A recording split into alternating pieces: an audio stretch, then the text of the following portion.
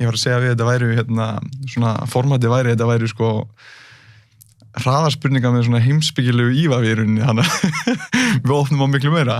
En Tryggvi, velkomin í 24/7. Já, takk fyrir. Hvernig, hvað þú búin að vera svona Bardúsa undanfarið?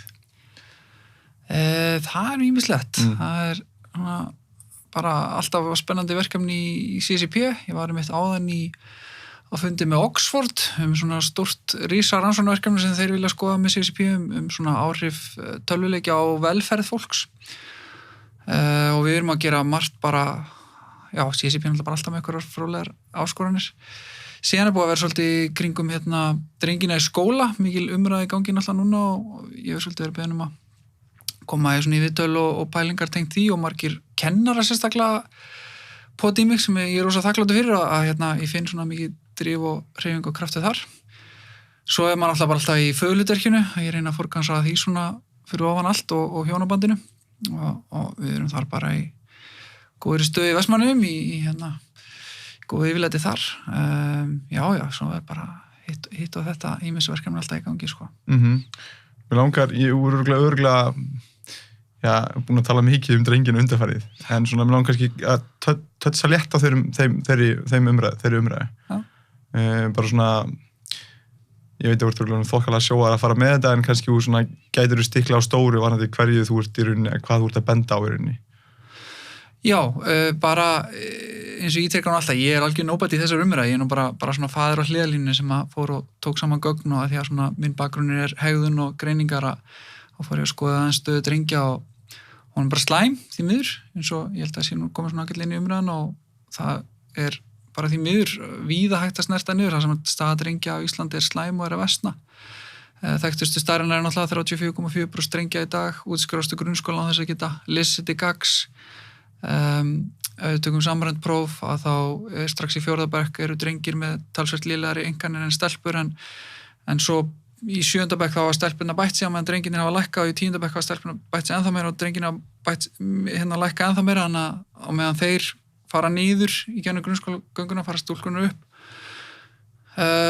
Íslenski drengir eiga Norðurlandamet í sjálfsvígum 10-19 ára, við erum Evrópumet í klámahorfi. Við erum með eitt hæsta brottfall úr framhaldsskólum, við erum með eitt lægsta skráningarhlutfall OECD-landa í háskóla. Það er núna gríðarleg aukning á ungum karlmönnum á leið örorku. Karlkyns fyrirmyndum í námi að fækka með rætt, 17,5% kennara í grunnskólum eru karlmenn og það er fækkast aðeins 22 ári í röð og bara því miður svona, ég vildi ekki geta sagt að hér stoppar það, en það eru fleiri og fleiri gagna uppsprettur svona sem að sýna frekar dabla mynd og hún að versna rosa hratt og þetta eru bara allt sem ég var að vitna í núna, þetta eru gögn frá menntamálaráðuneyti, landlækni, samnorrænum könnunum, UNICEF, Alþjóðaheilbrigðisstofnuninni, OECD, PISA, þannig að þetta er ekkert beint falinn vandi, en það kannski vantar svona bara, kannski svona, hvað ég var að segja, það sé bara að fara að krafti í umræðuna og mér finnst það að vera að breytast núna og ég held að menn eins og þú og fleiri í samfélaginu og kennarar og stjórnmálamenn og svona er að taka við sér og farnir að leiða góða umræða þar. Þannig að það held ég sé svona lauslega stað núna. Algjörlega, þú ert búin að ryðja staðallanum þessari umræðu sem búin að opna umræðina, þannig að margir sem hafa, en maður finnur byr með þessari umræðu að þurfa að gera eitthvað í málunum að staðan sé slæm. En ég velti fyrir mig, ég veit að þetta er náttúrulega bara samfélagslegu vandi og margt sem har að spila inn í, en er eitthvað svona, þú myndir taka líka kannski stikla á punktunum varandi það af hverju er þess valdandi, af hverju er strákum að fara verð í markvist í rauninni á svona mörgum sviðum? Þetta er góð spurning, sko, ég held að sé ekkert eitt svar, sé ekki ein silfurkúla, en frá því að ég tók þetta fyrst saman í mars 2018, það var 3 ár síðan, þá ég var að mynda að taka saman dag, næstu 500 manns haft samband um mig á Messenger og í gegnum e-mail og síma. Mest af því kennarar, síðan foreldrar og síðan nemendurnir sjálfir og einhverjir opinberir starfsmenn og þingmenn. Svona púsla inn í myndina, sko, þeirra upplifun að þessu og rosa margir kennarar til mig sem var hringt í mig og sagt hérna, rosa þakklátt fyrir að þú ert að miðla þessu og hér er það sem ég er að sjá í minni kennslustofu og hér er það sem ég sé eftir að vera kennari í 20 ár og þá að koma inn svona rauði þræðir og ég held að sé margt bara sem að breytast rosa hratt í samfélaginu okkar og drenginir eru kannski svona eins og hvað segir maður, kanarifugl í kólanum eru kannski svona fyrsta casualtíð ef maður orðar þetta þannig, svona fyrsta mannfallið í svona stórum breytingum svona að fara yfir og þetta náttúrulega, þú veist ýmislegt, það sem hefur verið nefnt við mig, ég veit ekki alveg nákvæmlega hvað orsakar hvað, en það sem hefur verið nefnt við mig er náttúrulega aukin snjalltækjavæðing og svona ákveðið skert geta til djúp einbeitingar sem að virðist fylgja því að alast upp við það og það er nú að koma rannsóknir núna frá MIT og Harvard og svona sem að sýna fram á sterka fylgni í þeim efnum. Svo er náttúrulega þessi gríðarlega aukni aðgangur að klámi og það eru, ég er búin að finna nokkra rannsóknir þar sem að íslenski drengi því miður virðast vera í mettölum í því að horfa mikið á klám og klám er náttúrulega svona hegðunarmótandi iðja og ef þú ert fastur í klámneyslu að þá kannski er ekki mikil einbeiting í nám og svo framvegis og væntanlega að trufla það og hefur það væntanlega líka áhrif á til dæmis svefn og það var til dæmis 18-földun á þessum svefnlyfja á 2008-16 ef við erum undir rétt. Síðan hafa nú bara margir kennara sagt við mig að það sé bara orðin töluverð breytinga á hvernig foreldrar nálgast bæði nám barnanna sinna og uppeldi og að tala svona ákveðið agaleysi og svona afskiptaleysi í því að til dæmis segi kennar eftir kennar með það ef að drengurinn á foreldra sem að setjast niður með honum heima og lesa fyrir hann og passa upp á það, þá er yfirleitt ekki vandamál með lestur. Þannig að ég held að þetta séu margvíslegar breytur. Annað sem að aðilar hafa bent á er náttúrulega bara svona umræðan í samfélaginu svolítið. Sorglegust sögurnar sem ég heyrt eru frá kennurum sem að segja mér að þegar við erum með drengi sem að hafa verið í miklum vandræðum og svo þegar þeir fengnir inn sálfræðingar eða sérkennar eitthvað til að ræða við og þá kom í ljós gríðarlega mikil minnumáttakenda því að þeir hafa fengið þau skilaboð að þeir búa í föðurríki eða svona patriarki samfélagi sem er smíðað fyrir kallmenn til að skara fram úr og þeir upplifa ekki slíkt samfélag og þar alveg endur telja að það sé eitthvað að þeim og að þeir ætti að vera að skara fram úr er ekki að gera það og þannig að samfélagslega umræðan er ekki í takt við þeirra upplifun og þannig ég held að þetta sé alveg, það er alveg margir þættir sem eru nefndir. Ég veit ekki alveg hvað er rétt en líklega hafa allir þessi þættir einhver áhrif sko. Og síðan kannski að þó að kynin séu líkar en ólík að þá eru við líka ólík í rauninni. Varandi það að það fungerar kannski bara skólakerfið eins og uppbyggt í dag fungerar strákum verð. Já. Held ég að sé svona allavega einhverjir sammála að og þú veist það byrjar allt saman frá því, ég meina Hermundur taka þetta saman ofta að það sé testosteron þegar við erum að þroskast í fósturlífi sem hefur þau áhrif að við þurfum að hafa tilgang og áhuga fyrir náminu, við þurfum að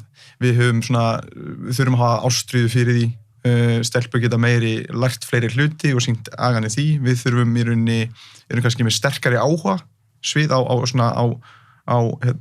rauninni eins og þú talar að í rauninni sko kannski fleiri tengingar milli taugafrumna hjá stelpum í rauninni en kannski sterkari ákveðnum sviðum hjá strákum, skilur mig og síðan hefur þú náttúrulega á tölunar spendið þess að þú veist að stelpur tala meira við 2 aldur, það babla meira við 10 mánaða, það tala meira við stelpur það líka tala meira við þær akkurat þannig að það er kannski eins og ég segi, þetta er rosa stór vandamál en ég held að séum allan að með þinni vinnu og hjá fleirum að við séum einhvern veginn að ná að kortleggja þetta og gera vonandi eitthvað í málunum í framhaldinu. Já, ég held að ég er nú afskaplega lítið þátt í því en meira bara svona kallari út af hliðalínu en já, það er margt að koma í ljós sem er svona mikið svona efni, eins og ég var að tala við bókaútgefandi daginn og segja því það var svo margir sögum með það er ekki bara að skrifa fleiri bækur fyrir stráka og eitthvað svona og ég segi við bókaútgefandi sem ég þekki þurfu ekki bara að fara í það og gera eitthvað bækur fyrir stráka og hann segi já, það er svo sem alveg kom út slatta bókum fyrir stráka, þar eru bara ekki rosa mikið keyptar og þá sagði hann að það væri 2,5 sinnum meiri sala á bókum fyrir stelpur en stráka sem náttúrulega er vísbending það að foreldrar kaupa minna af bókum fyrir drengina sína og væntanlega halda það minni lestur að þeim og svo ef þú bætir við eins og þú veist að segja sem er sýnt í rannsóknum að foreldrar tala minna við drengi þá varstu náttúrulega bara komið fyrir eitthvað stóra breytur sem gerast á heimilinu sem er ekki að stilla þér upp fyrir það að vera með optimal umhverfi í það að geta verið góður í lestri, fattar við þannig já, ég held að geta allir byrja einhvers staðar, ef þú ert foreldri, ef þú ert drengur ef þú ert kennari, ef þú ert skólastjórnandi eða alþingismaður, það svona einhverja breytur sem allir geta byrjað að velta fyrir sér held ég. Það nú kannski það góða við hennar vanda að fyrir mér vonin svo stór að því að svo margt áþreifanlegt sem að við skiljum að við getum byrjað að reyna að vinna í sko og ég held að margir séu byrjaðar að vinna í. Mér langar að taka eitt viðbót sem ég nefndir á með velferð og tölvuleiki. Það náttúrulega, nú eru svona, þú ert vel inn í þeim heim og nú til dæmis eru rafíþróttir náttúrulega að vera svolítið stórt. Já. Hvað, myndist svona komin á, hvað gera tölvuleikir fyrir bara velferð í rauninni, bara ungs fólks? Já, þetta góð spurning en þetta svolítið eins og ég myndi spyrja hvað gerir interneti fyrir velferð fólks. Já. Það fer svo eftir, hvað notar það í?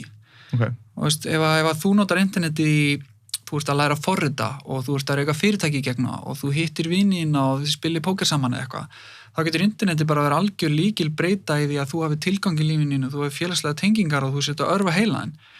Á móti þér sitt ég og ég nota bara interneti að skoða klám og skrifa ljót komment inn á Facebook-síður fólki. Þá interneti alveg klárlega ekki að betra mig eða minn heim eða minn karakter og ég ætti bara helst ekki vera á því. Og tölvuleikir eru nákvæmleins. Þeir eru bara misjafnur og þeir eru margir og núna ég 3 barna faðir og það fullt af tölvuleikjum sem ég vil alls ekki bara börnin mín spila og bara helst aldrei nokkuð tíman.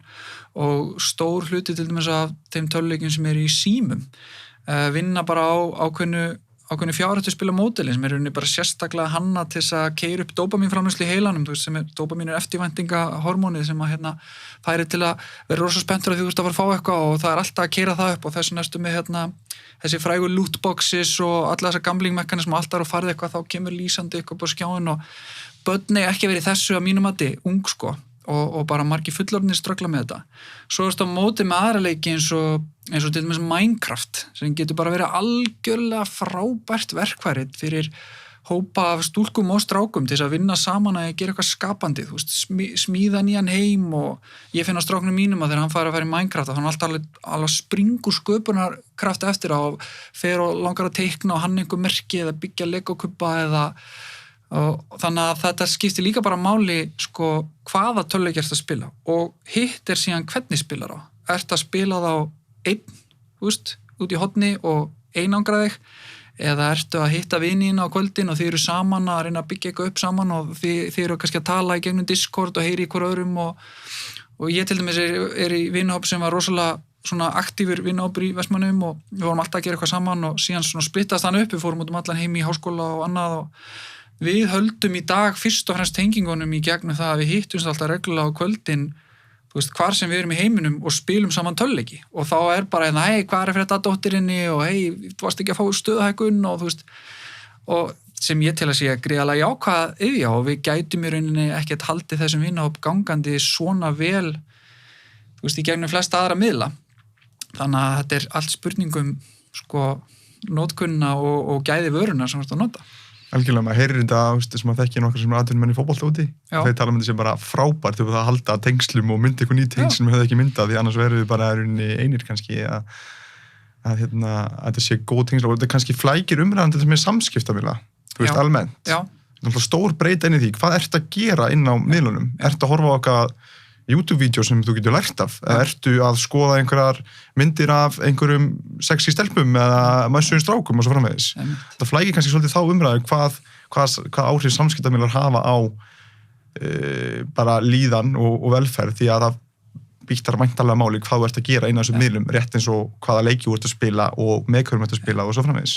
Og þar held ég til dæmis að stelpunar okkar þær eru miklu meiri, maður vil ekki segja fórnalömb en svona kostnaðurinn lendir meira á þeim eins og í genið samfélagsmiðlana upp á að þeir keyra upp kvíða hjá þeim og svona ákveðin útlitsdýrkunar vandamál og svo leiðis og þannig að ég meina ég á stelpu og stráka og þú veist, þau eru ekki orðin úlingar en það er ekkert langt í það og ég hugsa sko ég miklu hræddar áskorunum sem stelpa mín er að fara að fást við á samfélagsmiðlum heldur en strákurinn minn, en ég er hræddari við áskorun sem strákurinn minn er að fara að lenda í gagnvart klámi og tölvuleikjum heldur en stelpa mín, þú veist, þannig að þetta eru mismunandi áskorunar landslög, sko, og mér finnst ótrúlega dapurleg, þú veist, þessi svona gjaldmiðlavæðing samfélagsmiðlana á eins og fyrir stelpur að þú veist, ef þú póstar mynd að þér fáklædri þá veistu bara að þú fær miklu fleiri like og það svolítið svona gjaldmiðl og ef þú veist að alast upp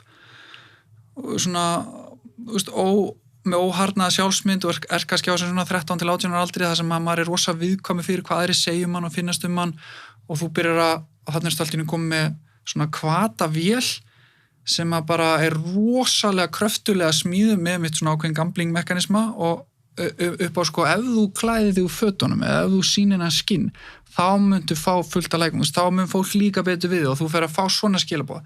Það er rosalega erfitt að ráða við þetta á heilbrigðan hátt 14, 15, 16 ára og þetta álag lendist til dæmis held ég að meira svona ósangjarnari krafti á stúlkonum heldur en strákonum. Þannig að þetta er bara þetta er náttúrulega rosalega kröftu tæki til jákvæðra hluta en búa líka til gríðarlega erfiðar áskoranir.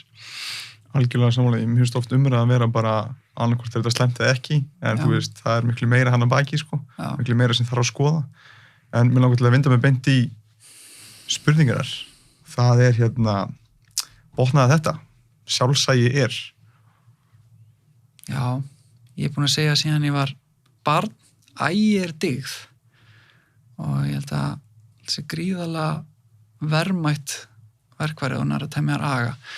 Þannig að hvernig botnaði þetta? Ég held að sjálfsagi er að þú ert að gera hlutina sem þú ætlaðir og þeir mótast ekki af væntingum annara eða samfélagslegum straumum. Ég held að þú nærð þar þá ertu komin í sjálfsaga og ég tengi þetta rosa mikið við eins og ótta. Ég held að flest okkar stýrist það rosalega miklu leiti ótta. Ég fer og kaup með dýrföt að því ég er hræddur að ef að fólk sér mig ekki í flottum fötum þá mun það halda að ég sé ekki í svolítið gaur eða ég kaup með dýran bíl eða ég ákveð að posta þessu á Facebook til þess að fólk sjá nú að ég viti hvað ég er að tala um eða ég ákveð að tjá mig ekki hér að því þá er ég hræddur að fólk kemst að því hvað mér umhverflega finnst eða mér nota ekki sinna. En þetta er eiginlega allt ótti við hvað öðrum finnst. Þetta er eiginlega allt ótti við ég ekki örugglega að passa inn í einhverja ákveðna þræði í samfélaginu sem ég hef lagt með eftir. Og fyrir mér er það svona svolítið andstæða sjálfsaga að sjálfsagi fyrir mér er ég skil okkur með langar að komast hingað og leiðin þangað er ekki að geðast samfélaginu. Hún krefst, kostnaðar mér og einhvers konar sjálfsfórn. Þannig ég held að það sé fyrir mér er það svo mikið ægi. Eða þá að vera trú sjálfur sér? Já, það er bara svona... Eitthvað á þennan því? Já, myndum einfalda þetta. Já, í rauninni bara gera það sem þú ætlar að gera þér. Það sem þú ætlaði að gera. Ég held að meðal maðurinn standa ekkert við rosalega mikið af hlutin sem hann ætlar sér að gera. Ég var að lesa daginn að meðal Bandaríkjamaður, þetta bandaríska tölur, hann er búinn að gefast upp á nýársmarkmiðinu sínu 19. janúar. Það er ekki einu svona 1 mánuður inn í árið. Og ég held að þetta sé ekkert eitthvað sorglega lágt tala, ég held að þetta sé bara svona erum að meðaltali gerð. Það er fullt af hluti sem okkur langar að gera en við höfum ekki sjálfsagan í það og ástæðan við höfum ekki sjálfsagan í það er að við erum svo upptekin af því hvað öðrum finnst. Ég meina ef þú ætlar að ná árangri í einhverju líkamsræktarmarkmiði, heilsumarkmiði, þá krefst það þess að þú sért alltaf að fara út að hlaupa eða þú sért alltaf að borða mat sem að öðrum finnst kannski ekki sérstaklega geðslegur og þetta er svona ákveðin samfélagslegur fórnarkostnaður sem að flestir eru bara ekki tilbúinir að ganga í gegnum að þeir fatta ég vill þetta ekki jafn mikið og ég vill að öðrum líki vel um mig eða ég kannski frekar, ég vill þetta ekki jafn mikið og ég vill passa að ég lendi ekki á milli tannan á fólki og þetta tekið mjög vel eftir að því ég náttúrulega kem frá litlu bæjarfélagi, ég held að þeir sem koma úr litlu bæjarfélagi þekki þetta jafnvel en það betur það er þetta svona þegar þú lendir í umræðinni mér finnst það ógeðslega jákvætt svona driftól og það er ákveðið merkjum að fólki þykir væntu og það er svona kosturum að búa í litlum bæjarfélagum en það er líka svona þolur það að lendi í umræðan öðrum þolur það ef að þú ætlar að vera maraþonhlaupari og það því bara þú ert alltaf að vakna 6 á morgni fyrir út að hlaupa og þú býr í bæ þar sem að enginn fyrir út að hlaupa og allir eru bara, hvað er Abek? Heldur hann að það sé eitthvað miklu betri en við? Alltaf ekki út að hlaupa og sína öllum hvað hann er duglegur, höndlar þetta. Ef þú höndlar það aðra því þú ert með sjálfsagan í það, sko.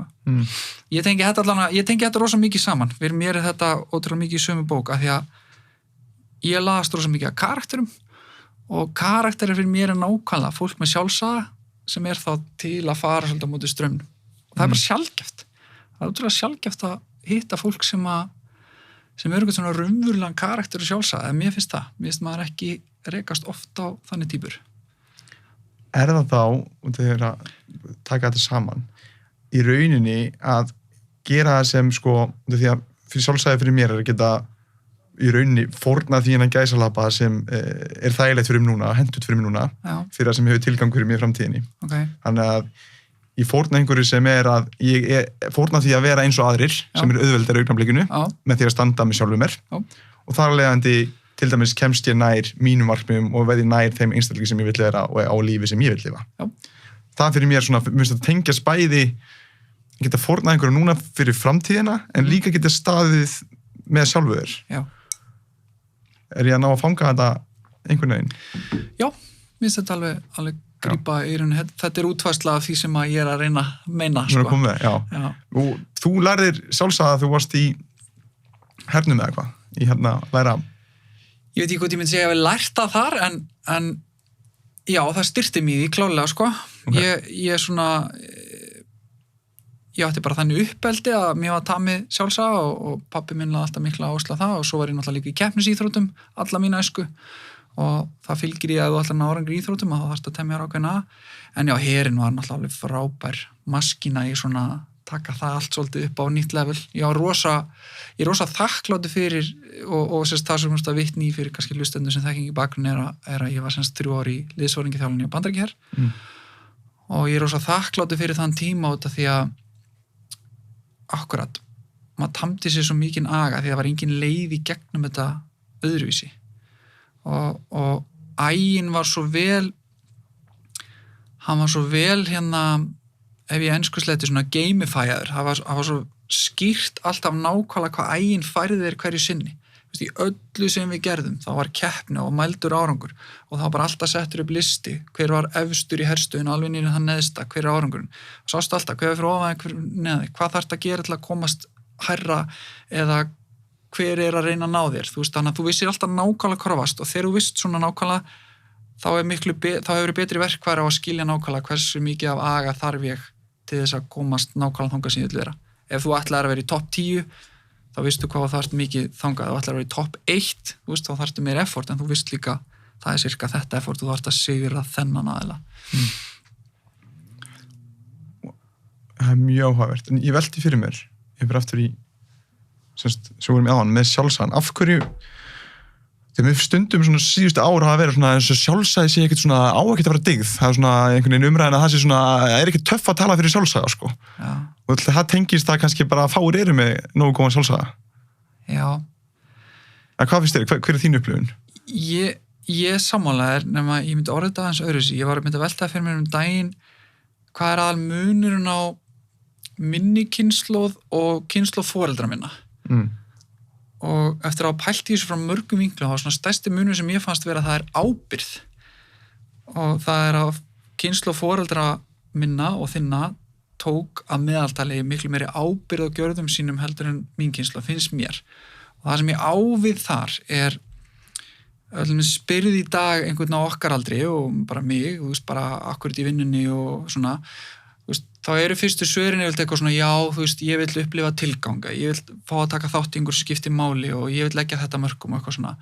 En ef þú spyrð einhvern að kynslóð foreldra okkar, sérstaklega kynslóð okkar afa, akkurat í vinni, þá var það til þess að sjá fyrir fjölskyldunni, þú veist. Ég er fyrst og fremst svo að börnin mín hafi mat ofan í sig og þetta er svona, þetta er allt öðruvísi viðhorf og viðhorf kynslóðan undan okkar svona er meira sjálfsfórnandi viðhorf sem ég finnst rosalega fallegt og ég held að sé margt í okkar kynslóð sem er náttúrulega miklu betra og til bóta en ég held svona að þarna í dag er rosa mikið þessi við erum svolítið þessi kynslóð leið og einhver móðgar okkur eða tilfinningar okkar, þá í staðan fyrir að við lítum inn á við erum bara, herðu, ok, þú veist, ég þarf nú bara að passa, Beggi get ekki bara sagt eitt orðum og ég fyrir bara alveg hliðin og ég bara tilfinningulega ójafn og ég marga daga, þú veist, hvernig vinn ég mér, þú veist, vinn ég þannig í mér að það gerst ekki.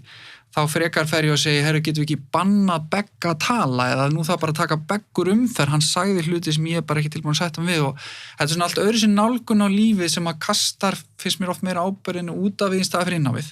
Og ég held að þetta sé mjög nátengt sjálfsaga og ég tengi mjög við það sem þú varst að lýsa á hann, að þetta eru svona hlutir sem tengjast mjög náið. Og aftur og kemur á karakterum, ég er rosa hrifinn af karakterum og sérstaklega svona karakterum sem að þú veist, ég dettur örugglega einhver hug núna þegar ég segi hérna svona fólk sem tekur bara alltaf ábyrgð á því sem það gerir. Það kemur örugglega einhver í hugana þér.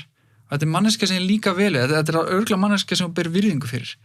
Það er bara að hitta svona fólk sem er bara, ég gerir hlutina og ég ber ábyrgð á afleiðingunum og ég tek þeim. Og ég tek kostnaðan af þeim líka alveg svo gróðan. Mér finnst samfélagið okkar í dag svona aðeins að færast í áttina því að fólk er mjög hratt að vilja taka gróðan af hlutum, bæði í viðskiptum og samfélagsmiðlum og pólitík og svona, en við erum ekki alveg tilbúin að sitja eftir og taka kostnaðan að því og ég meina þetta er bara þróa svona allstar. Ég meina sér núna þegar kemur COVID-kreppan, hvað er fyrstu viðbrögðin hjá öllum ríkisstjórnum allstar í heiminum? Það er svona bailout pælingar. Hvað gerðu seðlabankar í síðustu kreppu? Þeir bailuðu út fyrirtækjunum sem voru að vera gjaldþrota. Þetta er hugsun sem að þekktist ekkert í kynslóðunum einum og tveimum undan okkur. Þetta er allt öðruvísi hugsun á gagnvart ábyrgð og ég held að þetta sé hugsun sem að er jarfiður fyrir veikari sjálfsaga. Ég held að tengist mér mikið. Hvað er það erfiðasta sem þú veit það með sem krefst sjálfsaga? Það er alveg nokkur hluti sem koma í hugan. Eitt af því erfiðasta var að hætta bara súkkulaðikeks. Ég var algjör súkkulaðikeks fíkillina þegar ég var rúlingur. Ég borðaði alltaf 2 súkkulaðikekspakka áður en ég fór að sofa. og þetta skrýnar, þú sér mér örugglega fyrir þér hérna bara einhvers staðar út í horni í ruglinu, en þú veist, þetta er það tímabil sem ég er í besta formi ævi minnar. Ég var í landsliðinu í frjálsum í tugþraut og bara á 2 æfingum með meðaltal á dag og þannig ég þurfti náttúrulega greiðlega mikið hitaæningum, en ég vandi mig inn á það að hitaæningar sem ég sótti var súkkulaðikeks. Og svo þegar ég flytti í Bandaríkjana í háskóla þá ég áttaði mig á það, ég var komin í algjört rugl með þetta og hvað hætti þessu. Og svona af allri neyslu sem ég svona reynda hætta eða stýra eitthvað, þá var þetta lang erfiðasta skrifið. Það hljómar eins og náttúrulega fyrir flesta eins og ekki neitt mál sko, en það var, ég hef aldrei drukkið áfengi, ég hef aldrei reykt, ég hef aldrei drukkið kaffi, ég hef aldrei verið neitt í miklu veseni með neitt, en þetta var alveg bara risa dæmi. Súkkulaðikeks 2 á kvöldi. Súkkulaðikeks, sko, 2 pakkar á kvöldi, prinslu. Er það hann að lungu hann að? Það er svona 2 keks og súkkulaði í miðunni og svona mynda prins. Já, það er geggja keks maður. Það er geggjað, með ískaldri mjólk. Ég var þar öll kvöld, sko. Þetta voru good old days sem maður mætti heim og slátra brauðin með kekspakka og hugsaði ekki það, sko. Já, og ég var bara, ég var 72 kíló og var bara alltaf 72 kíló alveg saman hvað ég gerði, hvað ég borðaði marga súkkulaði kekspakka, þannig að ég einhvern veginn tengdi þetta ekkert við einhverju erfiðleika þar, en svo náttúrulega bara, svo var ég bara þetta, ég er ekki að vera 200 ára með þessum matur áfram. Þannig að það var bara drullu erfitt, sko. Hvað miskilur fólk við því? Hvað á fólk til að halda því sem er ekki rétt? Vá, það er margt. Það er alveg rosalega margt sem að ég fæ á andlitið sem ég finnst mjög áhugavert. Við byrjum bara á útlitinu. Mjög margir sem að kannski eðlilega horfa á útlitið á mér og svona telja bara að ég sé í miklu rugli með til dæmis fíkniefni og ég mjög oft spurður ef ég er á tónleikum með eitthvað hvort að ég geti útvegað eiturlyf og þannig að það er svona eitthvað sem fólk tengi við útlitið við þar. Karlmenn reyna líka mikið við mig og það er eitthvað sem við fyllt með síðan er úlingur og náttúrulega miskilningur er það að ég hef aldrei neitt fíkniefni og ég er bara hamingjusamlega giftur konu. Ef það kemur svona niður á karakterleveli að ég er rosa margir sem hafa sagt við mig að ég voru hræddir við mig og held að ég væri svona grimm típa og svona býðu með að tala við mig af því að þau svona og hræddur að ég myndi eitthvað láta það heyra það eitthvað svoleiðis og ég veit ekki alveg hvað það er. Ég er með mjög dökk svona augu og ég er með svona ákveðna, svona svolítið grimma augnumgjörð og oft þegar ég er að hugsa þá er ég svona og þá er fólk á svona akkurat svona reiður og hugsunarsvipurinn minn er greinlega þannig að ég er svolítið reiður. Þannig að þetta er svona allt útlitstengt en svona já, ef við tökum meira svona karakter og skoðanir, þá kemur fólki eiginlega alltaf óvart að ég trúaður og sérstaklega hvað ég er mikið trúaður og ég til dæmis var söngvar í black metal hljómsveit þegar ég var úlingur og svo tegunda tónlist skapast svolítið í kringum svona satanisma og djöfladýrkun og svolítið á Norrlöndum þannig að hérna það var mörgum áfall þegar að kom í ljós að ég var trúaður og ég lendi nú einu sinni í að þátt að berja mig eftir einhverjum tónleika í Reykjavík því að þar voru einhverjir hérna satanistar sem var ekki ánægð með það að vera kristinn söngvari sem að mér fannst mjög skemmtilegt. Það var ekkert óskemmtilegt þegar ég var lendi í en mér fannst það mjög skemmtilegt eftir á. Já, og síðan held ég bara ég er eiginlega misskilin í öllu sem ég geri. Það er eiginlega meira bara hvað misskilur fólk ekki mig. Það er eiginlega alltaf þegar ég mæti og langar eitthvað að tala eitthvað þá misskilur fólk eitthvað hvað hann er að koma. Þannig að kannski er ég bara ekki að standa við. Ég kannski fatt aðeinslega bara að svara spurningu. Ég er greinilega eitthvað að senda út skrýtin skilabóða. Er það? Já, ég lendi mikið í að vera misskilin. Mér finnst það alveg skemmtilegt sko, því að þetta er svona ákveðin svona átaks álagspunktur sem býr til skemmtilega samræður. Þannig að mjög oft út frá svona misskilning að því að svona yfirleitt er ég nú ekkert stórmóðgæður yfir að þá koma skemmtilega samræður og svona. Þannig að ég finnst núna yfirleitt bara skemmtilegt og ég held að þetta hjálpa alveg til en þetta er svona, já. En eins og og því að þú ert ég orðaði með það, þú ert vel gefin eða vel hugsandi einslíkur. Uppleifir einhvern tímann að þú ert að fara með einhver skilaboð sem aðrir skilja ekki, fattar mig? Já, takk fyrir það. Ég veit ekki hvort ég myndi lýsa með þannig en já, ég er ekki alltaf misskilningur bara milli fólks. Sko ég var ekkit rosalega góður í því að ég var úlingur að setja mig í spor annara og það hefur verið mikið markmið hjá mig síðustu ára að svona efla samkennd og reyna að skilja hvaðan aðrir koma frá og það hefur verið rosalega skemmtilegt út af því að sérstaklega hitt einhvern sem ég er alveg stórkostlega ósammála en ber samt virðingu fyrir. Ég bara þetta er velgefin manneskja og mér líka vel með hann og gott hjartalag en hvernig ósköpunum getur hún haft þessa stjórnmálskoðun eða eitthvað svoleiðis. Og þá er það svo gaman að í staðan fyrir að fara í einhvern lás eða árás eða einhverja rökræður þar sem annað verður að vinna að fara bara, þú veist bara segðu mér Beggi, af hverju trúið þú á eitthvað kommunisma eða eitthvað bara, hvernig lendur þar og þá kannski labba þú með mér ekki og þá get ég alveg skilið ferðalagið þitt. Ég kannski er ekki sammála niðurstöðunni, en ég skil alveg á maður í þinni aðstöðu sem átti svona uppeldi eða sem lendi í þessu í viðskiptum eitthvað. Ég get alveg skilið að þú ert þarna. Og ég reyni í vaxandi mæli þegar ég er að tala að setja mig í spor áhörendana og svona miðla þaðan. En já, eflaust maður misskilin fullt. Ég held að það gerst nú bara fyrir alla sem það ekki?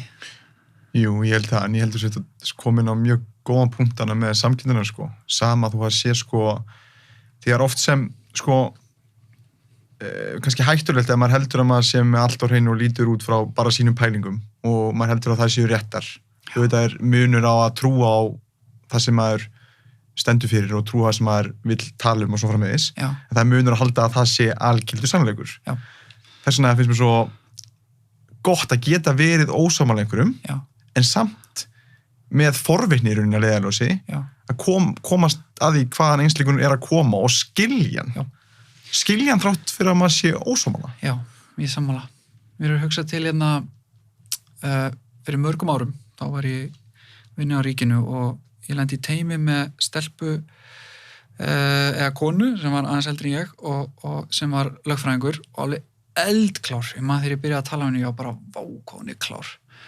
Og svo erum við rosa góða að vinna því við vinnum teymisunu og erum alltaf í ákveðnum málum saman og þá fyrir að koma í ljós að við erum sammála bara í eiginlega öllum svona stóra atriðum í lífinu en svo erum við alveg ótrúlega ósammála á ákveðnum sviðum. Og ég skildi aldrei af hverju þetta var. Ég var bara, við erum sammála hér en bara allt önnur niðurstaða. og svo eftir að hún var að vinna saman í 2 ár og bara svona kynnast alveg rosalega vel, þá fattaði ég að eitt atriði sem við vorum mjög ósammála með hvernig nálgunst að þegar við vorum að hugsa hvernig gerir heiminn betri, þá hugsa ég alltaf fyrst einstaklingin, en hún hugsa alltaf fyrst hópinn. Þannig ég hugsaði hvernig gerir ég heiminn betri fyrir drengi eða karlmenn. Ok, nú þekki ég hann Begga. Hvernig myndi ég gera heiminn betri fyrir Begga? Ég myndi vilja gera hana. Á meðan hún hugsaði, já, ok, drengir í heild sinni. Hvað gera drengir, þú veist? Og bara þetta, hvar við byrjum að hugsa vandamálklúruna, olli því að við komumst ofta alveg rosalega ólíkum niðurstöðum, þó að svona hugsjónalega voru við á ótrúlega svipari blaðsju. Og mér varst það svo áhugavert til að læra þetta, og fyrir mér var þetta svo stór innsýnin í til dæmis munin sem ofta á fólki sem hægra og vinstra megin. Þetta stórt atriði þar. Og ég held nefnilega oft fólk alveg ótrúlega sammála og vill alveg jafn vel, en það kannski bara, þetta kannski eina breytan. Eða það kannski einhver 1-2 svona breytur. Þú bara hugsaður hópinn og þá vandamállandslagið þitt allt öðru seldur en þegar ég að hugsa einstaklingin, að ég bara, en einstaklingur Beggi geti lent svona í þessu. Ég get ekki sagt með það. Þá kemur, þú snýrið við að segja, já, en hópurinn mun að meðaltali græða á þessu. Þá þurfum við ekki að ágjöra einstaklingnum Begga. Þannig að þetta getur verið alveg rosalega munur, sko. Ég líti á þetta alveg sem þú. Ég líti alltaf út frá einstaklingum. Já. Og sko, ekki það að við erum partur af hluta af mörgum hópum. Já. Og ég held að við þurfum á hópum að halda, skilur mig. En einhvern veginn hef ég alltaf lítið á þetta að það mikilvægt að vera einstaklingur innan hópsins í rauninni, en ekki að vera einstaklingur út frá hópnum.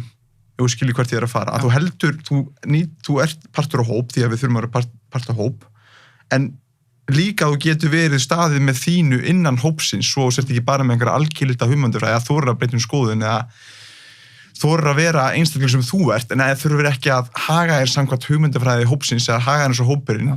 Ég held að það sé svolítið hættulegt. Já, og ég held að það sé mest hættulega gagnvart þér. Ég mikið velti þessu fyrir mér, skoðar svona sjálfsmat fólks og hvar það sækir svona sjálfsgildi sitt. Það ég tekið eftir því að margir sem að binda sjálfsmat sitt rosalega mikið við svona hluti eins og hvað þú gerir. Og segjum að þú væri lögfræðimenntaður og þá þú bara, ég Beggi lögfræðingur, eða þú ert sálfræðimenntaður, þú bara, ég sálfræðingur. Og þú bindur gildi þitt rosalega mikið þá, kynnir alls það bara, já, sælir, Beggi, sálfræðingur. Þá leið og eitthvað ógnar því að þú sett sálfræðingur, þá getur það bara haft rosalega áhrif á veljan þín, einhver þætti sem þú enga stjórn yfir. Allt í einu kemur kannski í fjölmiðlum könnun sýnir að flesti sálfræðingar eru vondikallar og hafa, bara gera ljóta hluti þeir eru heima á sér. Þá allt í einu bara sálfræðingur búið að gengisfella. Þú hefur ekkert með þetta að gera, en þú búin að binda orðið sálfræðingur sem ekki við hverju ert.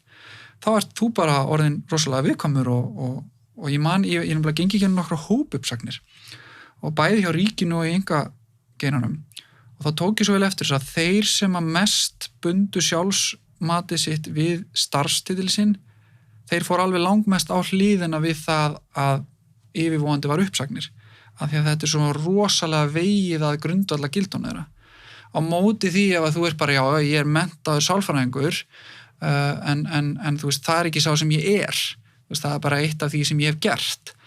Og ég held að þetta skipti óslega miklu máli mitt, að þú tala um að skilgreina í hópum. Og eitthvað, þú ert í sjálfstæðisflokknum. Ertu þá bara sjálfstæðismaður?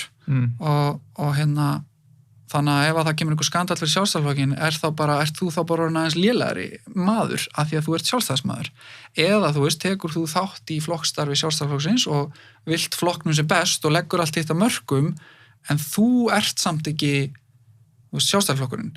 Ég held að þetta sé rosa munur og fólk alveg pottitt núna margir mjög ósammála mér í þessu, en ég held að því einhver muni segja þá ert þú bara ekki góð liðsmaður. Ef þú getur ekki sagt ég valsari eða ég sjálfstæðismaður eða ég vestmanningur eða eitthvað, þá ert þú ekki góður liðsmaður. En ég ekki að segja ég get ekki sagt það, ég að segja ekki binda það algjörlega við grundvallar einkennið hver þú ert.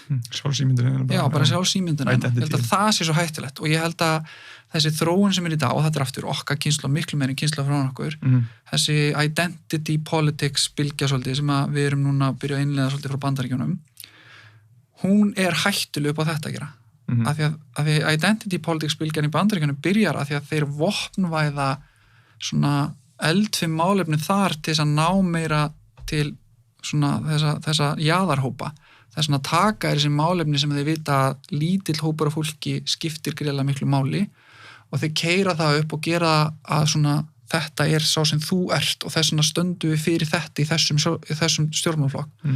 Svo bara búið að gera þetta núna í svolítið mörg ár og þá fólk bara að byrja að vaksa upp með það ég þetta og þetta og þetta og ef að þú ógnar því einhver leiti þá erst þú ekkit bara að taka vitsmjöl og lumra, þú erst bara að ógna því grundvallar hver ég og þú getur ekkit rætt við fólk ef að þú segir bara ég sjálfstæðismaður algjörlega eða bara samfylkingamæður og ég ætla eitthvað að ræða stefnu samfylkingarnar þá get ég aldrei rætta við vitsmjöla því þú mynd alltaf taka allri gagnrýni sem nú færð þú bara beint inn í þú ert bara að segja ég sé ekki góður og þannig að það keyrir mikið svona hvað ég segja keyrir okkur í sundur já, ég held að þetta keyrir sundrung og þess vegna held ég að þessi polarization, þessi sundrung í Bandaríkjunum sem aldrei verið meira og skoðar hvernig þingi á þeim til dæmis kýs í málum að þetta sem við köllum bipartisanship, þar sem að þingmaður og republikanarflokkum og demokrataflokkum koma saman mál og kjósa saman og það bara gerist ekki lengi í Bandaríkjunum. Það út af því að meðal annars þetta identity politics hefur ýtt fólki svo rosalega út á jaðarinn.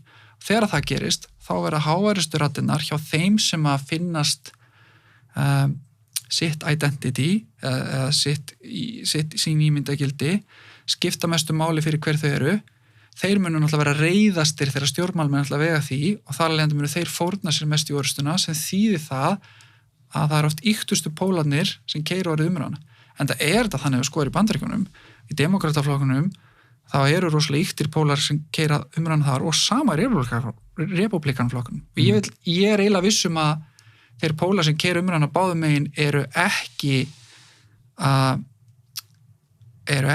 sko birtingarmynd þess sem meðal Bandaríkjamaðurinn trúir eða skiptir helst máli. Og það ekkit rosalega stabílt þjóðfélag að vera í og það þjóðfélag sem bara, en það held ég flestir í dag sem fylgjast með Bandaríkjunum hafa bara áhyggjur af óstöðuleikunum þar.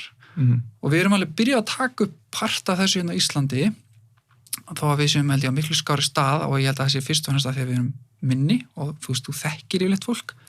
Það engin sem eitthvað, já, Beggi, hann bara fyrir fótboltastjarna, hann ekki neitt og þekkja flestir einhvern veginn, ég þekki alveg Begga, nei, hann ekki bara fótboltastjarna, hann líka sálfræði og hefur áhuga á málumni drengja og þetta bara góði strákur og þá strax búið að manngera þig gagnvart mér. Þannig að þá get ég ekki bara sett í einhvern einnota flokk og hata þig. Þannig að við erum rauninni nær og erum í meiri svona mannlegurum það ekki svona fjarlægt frá okkur skilur eins og bara við sjáum á netinu, það miklu auðveldara fyrir því að setja út á einhvern á netunni sem myndir aldrei segja það við hann í mannesku. Þetta svona svolítið þá erum við kannski Bandaríkjunum það stóra, það kannski meira fjær okkur en hérna í Íslandi erum við svo náin að það rauninni bara þú þekkir einn mann sem þekkir Begga og þá getur hann sagt þér eitthvað Begga og þá kannski eftir nær manneskinu heldur en að þú veist það fjærin að þú getur bara látið allt flakka, svona dehumanization í rauninni. Já, og þetta ekki bara hvernig aðrir sjá þig, þetta líka hvernig velur þú að birta þig. Fólk í vaxandi mæli í dag farið að velja að birta sig í einhvern stereotypum. Þú veist bara, ég þú veist, grammitsæta, ég samfélkingmaður, eða þú veist og þá það bara flokkurinn sem ég vil að ég sé birtur í og samfélagsmiðlarnir allt náttúrulega ít undir þetta, því að þeir gefa plattform byggt á í hverju þannig nærðu, þú veist, dreifingu og svona og þá það svo auðvelt fyrir alla aðra að setja því bara í kassa og gera þig að svona tvívíðum mjög einföldum einstakling sem ekkit mál að hata og afskrifa. En þetta ekki þetta birtir aldrei alla ótrúlega fallegu flóknu myndina sem einstaklingurinn Beggi. Þú veist, þú miklu dýpri hliðarar, þú kærleiksríka hlið og það hluti sem óttast og það hluti sem langar svo að geta breytt og þú veist, það birtist ekkit í skilgreiningunni, þú veist, fótboltastjarna eða eitthvað svoleiðis. Þess vegna held ég að ég aldrei hrifin af því þegar fólk vil fara í svona flokkanir á einhver svona bara að því að ég þú veist, gekk í MR, þá er ég bara MR-ingur og allt sem þú tengir við MR-inga, það er bara ég. Ég held að þetta geri ekki fólki mikinn greiða, sko. Nei, og líka, þú veist, að þegar þú ert, eins og þú segir, þetta er orðið að þinni sjálfsmynd, þá ertu líka tilbúin til að verja það með kjafti og klóm og þetta sé bara hinn heilaði sannleikur. Já. Og ég held að það sé bara, og oft er það kannski kent út af einhverjum öðrum hóp, einhversi stangast á móti, sko, og það er einmitt kannski besta leiðin til að fá einhvern með þér lið er að setja eitthvað vandamál fram og kenna einhverjum það, öðrum hóp það, og þá er það sterkasti hvatinn fyrir að fá annað fólk til að standa fyrir hugmyndafræðinu, sko. Bý til óvinga galt MR og svo vopnvæði ég þig sem MR-ing og þá ert þú orðin hérna vopnvæði kjósendahópur minn sem að ég mun nota núna til að keyra upp tilfinningar í umræðinni. Já, mér finnst það áhuga umræða, sko, og sérstaklega, sko, með, sko, ef við tökum bara skilgreiningaþáttinn, þá er þetta heldur bara hættulegt, því að sjáum eins og með íþróttafólk, við tökum bara atvinnumenn í fótbolta. Já. Einu sem ég gera er að vera atvinnumenn í fótbolta, það er þeirra identity, ég er atvinnumenn í fótbolta. Akkurat. Hvað gerist síðan þessir einslíkar koma heim? Það er mjög gott dæmi. 35 ára, allt í hún ekki verið atvinnumenn í fótbolta, margir hverjir sem fara bara í ákveðna krísu. Já. Því að hver er ég núna? Akkurat. Allt mitt líf er búin að skilja mig sem fótboltamann. Já. Síðan bara, þú veist, ef ég er ekki fótboltamaður, hvað er ég þá, sko?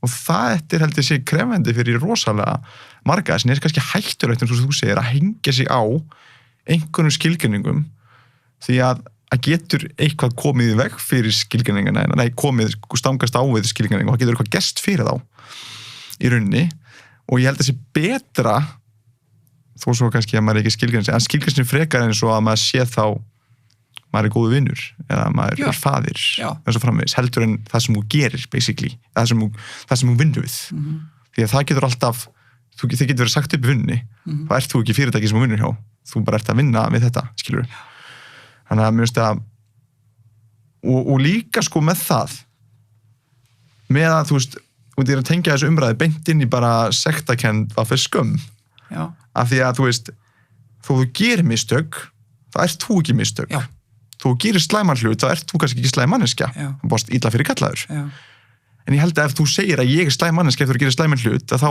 upplifir mikla skömm og það hefur mikil tengsl við bara vondar breytur eins og meiri kvíða og meiri sjálfsvíksanir og svo framvegis en ef þú gerir eitthvað sem stangast á við þín gildi og þú upplifir sektakend, þú gerðir mistök eða þú gerir einhvern vondar hlut að þá er miklu auðveldara fyrir að aðlaga þá hegðun og læra af henni til frambúðar, þannig að einhvern veginn tengdi þetta beint við sem þú talar sko að þú ert ekki í rauninni, þú ert ekki í vinnaðinn, þú ert það sem þú vinnur hjá kannski, en þú ert ekki í rauninni flokkurinn, það er kannski munurinn á því sem ég tengdi þetta yfir svona, ég veit ekki hvort ég sé að ná að tengja þetta við þessa umræðu en hérna.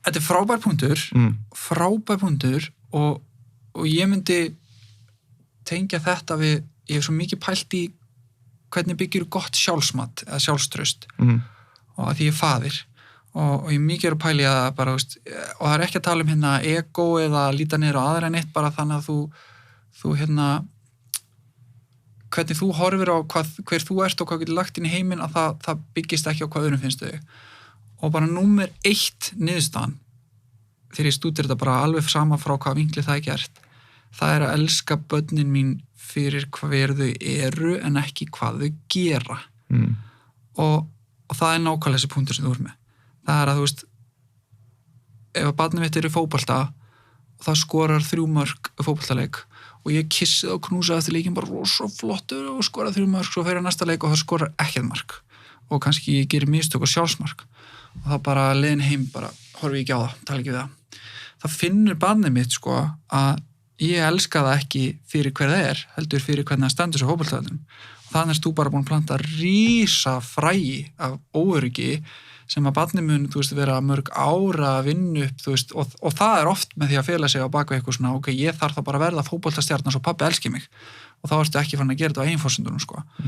Og ég held að það sé nátengt bara nákvæmlega sem punktið þú veist með og við þurfum að læra hvernig elskar einhvern fyrir það sem hann er en ekki það sem hann gerir. Við erum ekki góð í þessu og ég held að þessi eina ástæðan fyrir að trú er svona ótrúlega mikilvæg en þess að trú snýst það að læra að elska Guð sem er fullkomin vera sem gerir ekki mistök þannig að þú ert ekki að æfa þig, þú veist, ef þú ert að æfa þig að læra að elska með því að elska fólk sem er ófullkomið, sem eru við öll þá færðu náttúrulega ófullkomið feedback tilbaka og það kannski mynda reiði eða vannmátt eða sektarkenndi eitthvað hjá þér sem við erum ekkert alltaf góðið að díla við. En ef að þú hefur myndað persónulegt samband við kærleiksríkan Guð, þar sem fullkomin ást alltaf á móti, þá ertu svo miklu betur stiltur upp til þess að geta elskað annað fólk fyrir það sem þau eru í staðan fyrir það sem þau gera. Þess vegna held ég að þetta eina ástæðan fyrir að trú helst alltaf í öllum samfélögum, það þetta. Þetta ógeðslega stórt atriði í þessu. Og þannig að já, ég bara ótrúlega sammálaspunkti þar og ég held að þetta sé í rauninni bara eitt aðalatriði sem við sem samfélag þurfum að læra. Það þetta, sko. Algjörlega. Síðasta þáttasýnan sem þú hámhorfður að elska þér? Já. Og elska þér. Það erfið spurning.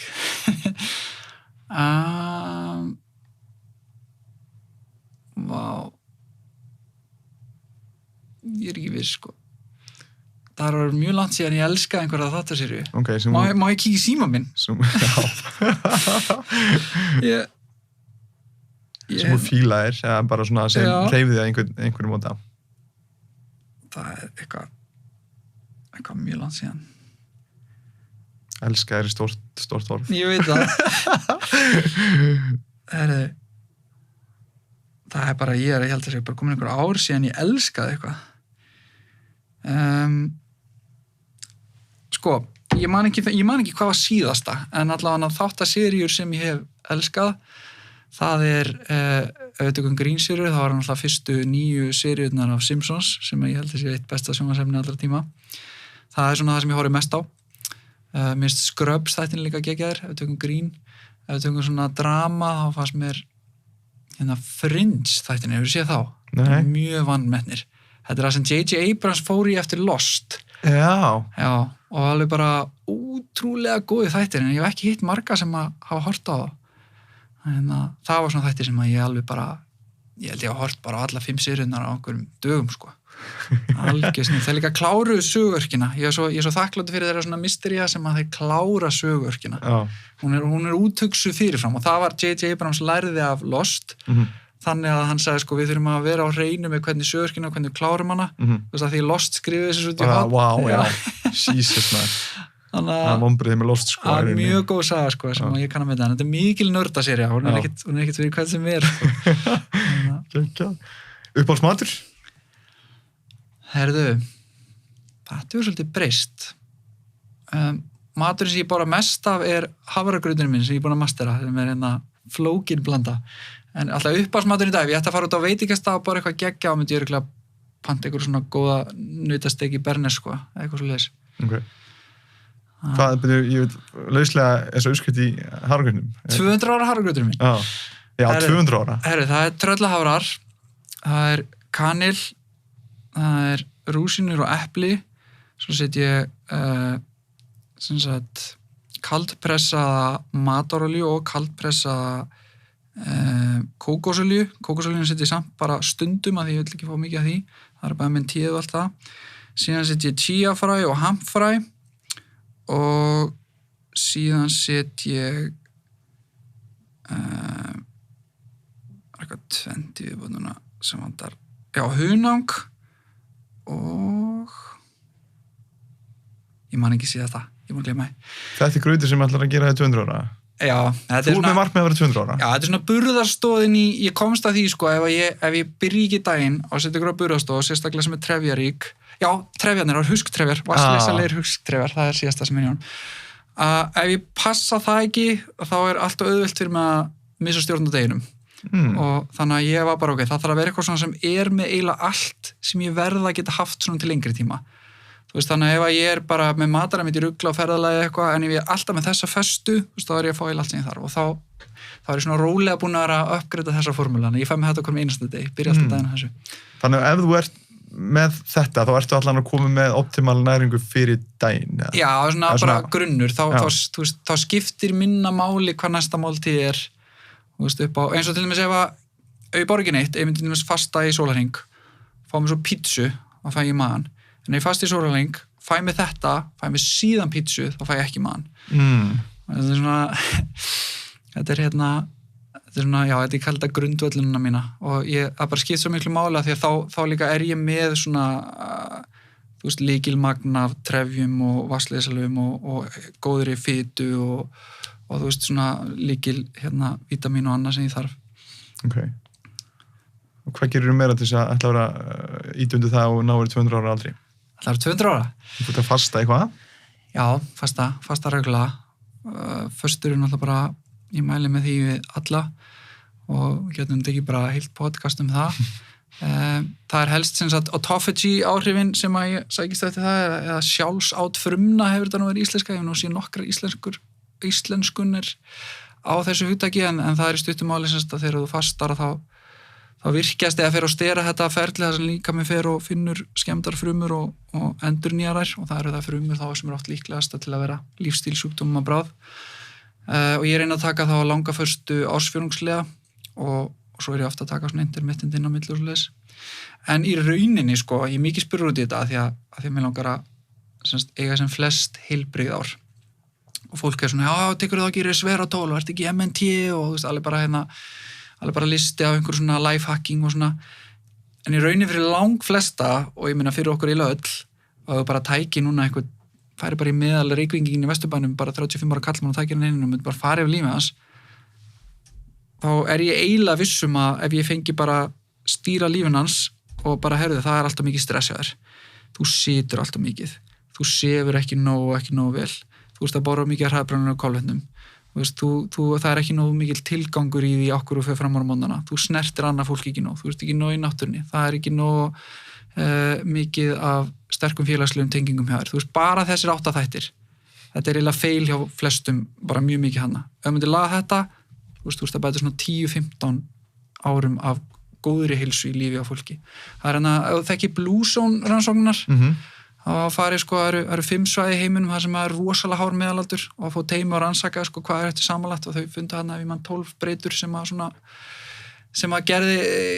þau áttu samilegt og hann var að halda fyrirlestur og hann sagði sko eins og við höfum rannsakað þetta þá meðal Bandaríkjamaðurinn að skilja eftir 12 ár af góðri heilsu á borðinu bara með lífstíðsákvörðun og það ógeðislega mikið og pælir í sko 12 ár, ekki bara að lifa 12 ára lengur heldur 12 ár af góðri heilsu þú veist bara allt sem þú gert frá 2008 og í dag og getur bara bætt því við lífið þitt í góðri heilsu og þetta meðaltalið, það fyrir að fyrir fullt af fólk gerir þetta sko 25 ár og þannig að ég held að ef þið langar að lifa lengi þú veist, ekki byrja að panta þér skammtaður við sveratól eða einhver svoleiðis, byrja þá að fara í fundamentals, af því þar vitum við orðið rosalega mikið hvernig þú fær hratt mikinn ábata og þarf ekki sko þú nefnir að það sé mikið potential, miklir möguleikar fyrir fólki að bæta þessa þætti meðal reykingin sem 35 ára.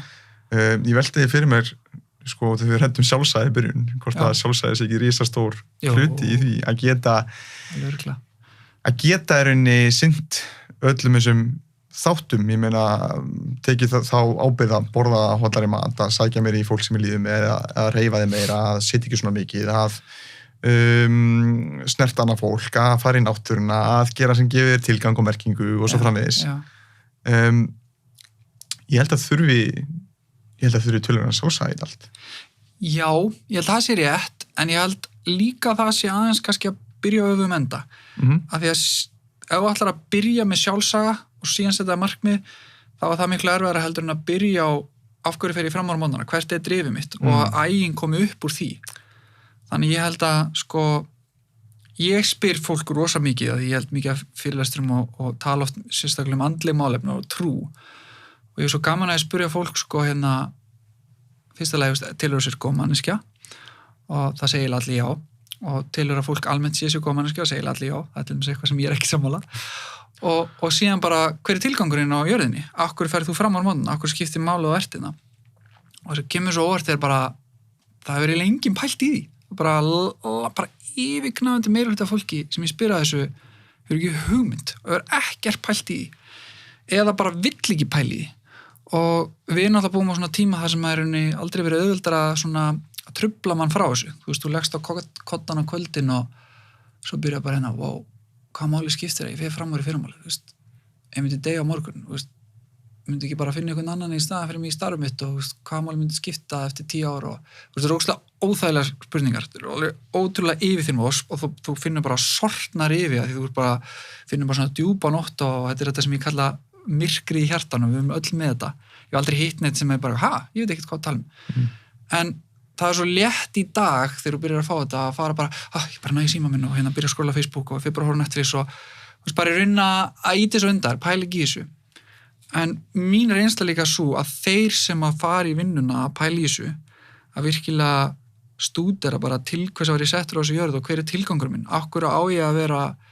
taka fleiri andadrætti og þú veist að þeir á endanum fá svona innra drif sem er óslökkvandi og niðurstaðan og ég vil meina að það er góður og slæmur tilgangur og það er mjög einföld lína þar á milli og það er það sem aðskilur líka hvort þessi góð manneski ekki það bara er tilgangurinn sá að sjálfsfórnaðir fyrir aðra eða ekki ef að tilgangurinn er bara þú og hann er bara innan við, hann er bara í egoið þá er það vondur tilgangur sem þú munt lenda vekk með en ef hann er aðrir þá er það góður tilgangur sem þú getur endalaust skalað upp og það er endalaust bensín í drifkraftin og þetta er munurinn á tökum bara eitthvað svona þú veist, að ég ætla að hérna lifa fyrir byssuna mínar, ég ætla bara að stækka tvíhöðan það er bara flotti tvíhöðar þá fæ ég gellur og strákar virða mig ætlar að gera það eða ætlar að lifa fyrir það að þú ætlar að hjálpa öðrum strákum að fá flotta tvíhöða og stækka byssuna því þá eigur sjálfstöðst þeirra þú veist, þetta er svona efnislega sama sem þú þurftir að læra og skilja og svona en þetta er allt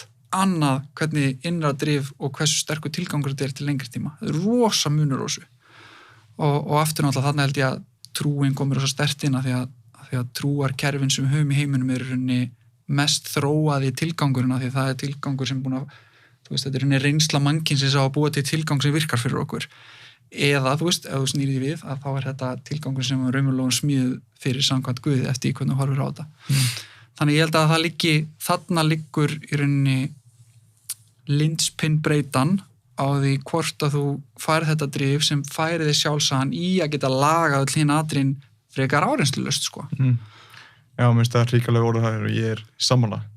Ég held að þetta sé klálega réttur endi og mér er svo áhugavert hvað að tala því að ég gerði mastersvíkina mína tilgang í lífinu að meaning in life. Ok, kekja. Og rauði þráðurinn í lesturinn var bara það að því meira sem tilgangurinn hefur áhrif að aðra, þú veist, annað fólk eða samfélagið eða heiminn. Já.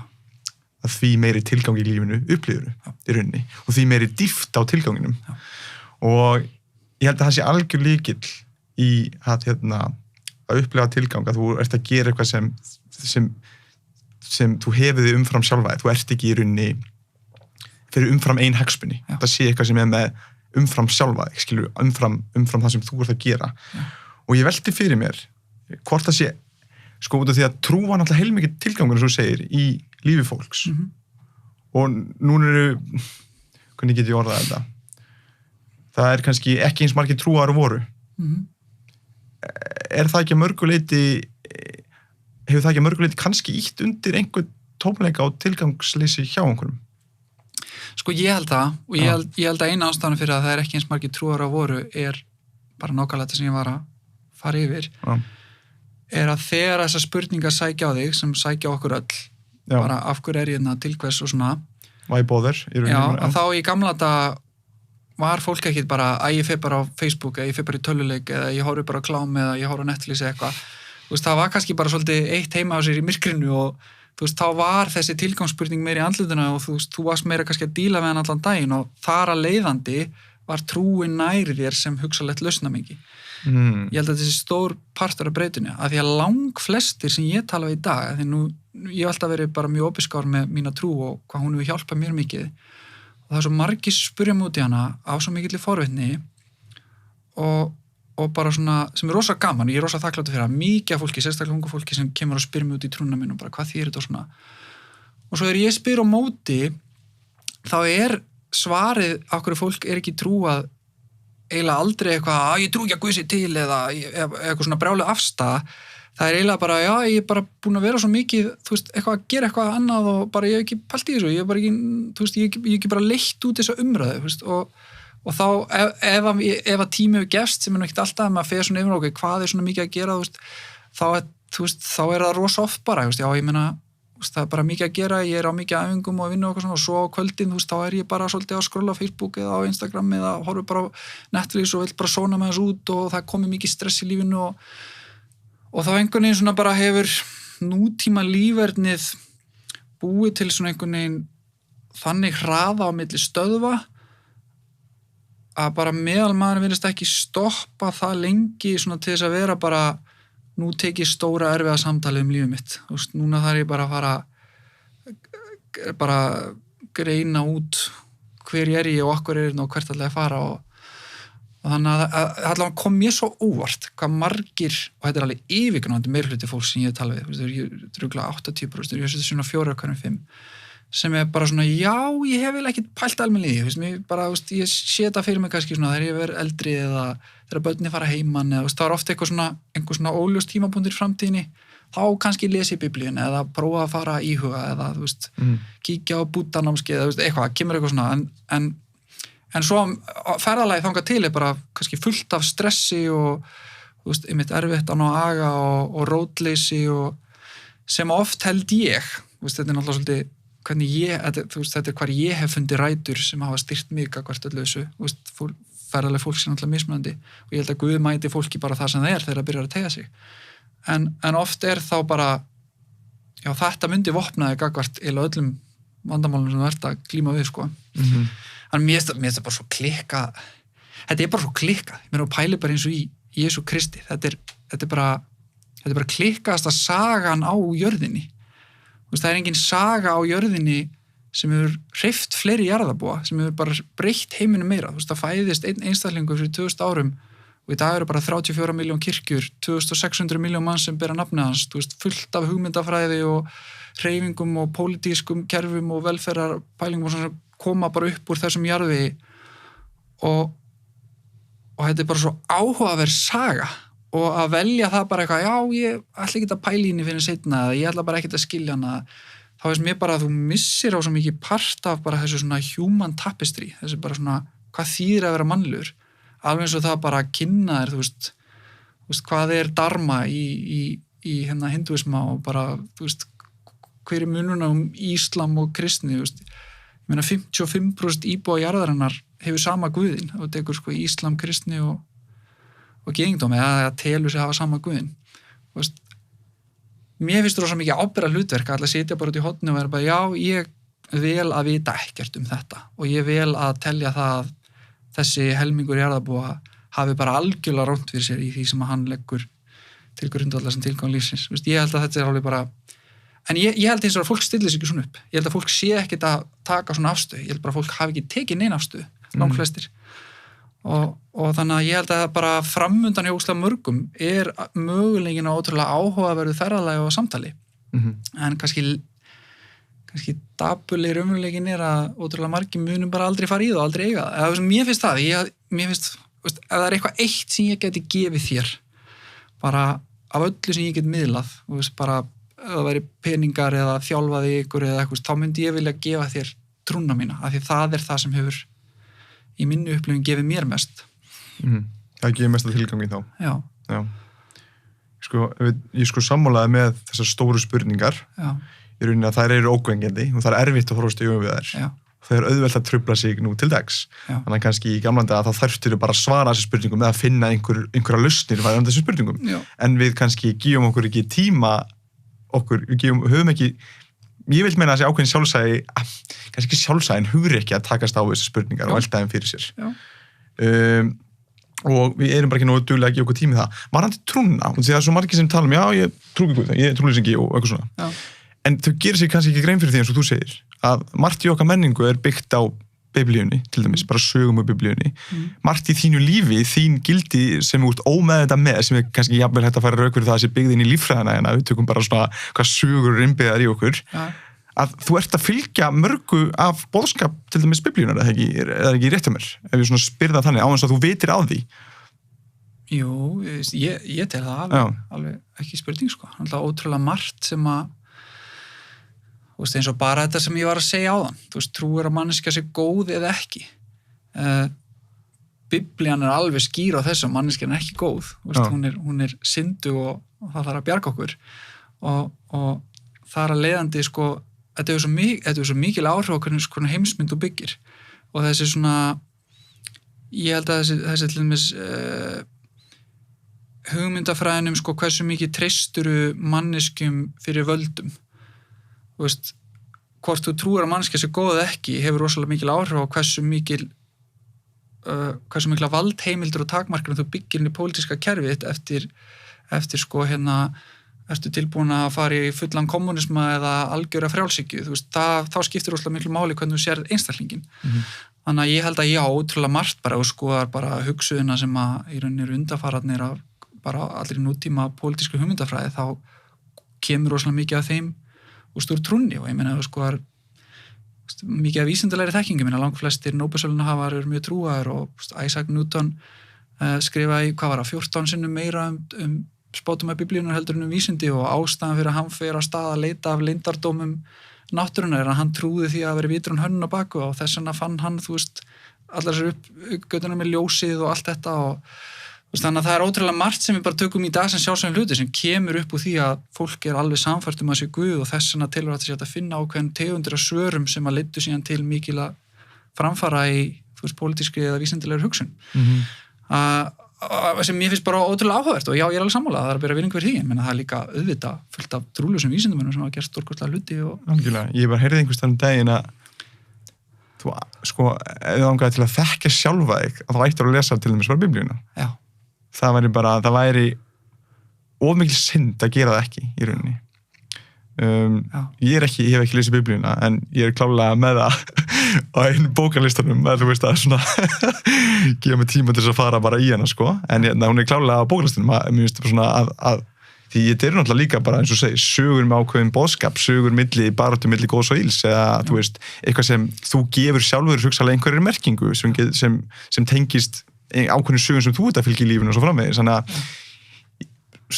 það er einhver viska í þessu og ég held ég mun láta þetta en verða fyrir en síðar að lesa þetta og garfast aðeins í því, sko, gefa mig tími í það. En líka, sko, að þekkja sjálflega að lesa Biblíuna, það er óslega góð punktur, en þess að Biblíuna er alltaf 66 bækur, alltaf líka bara hvar byrjaru. Ég myndi alltaf segja að byrja í Nýja testamentinu og taktu Guðspjöllin og þetta fyrst, sko.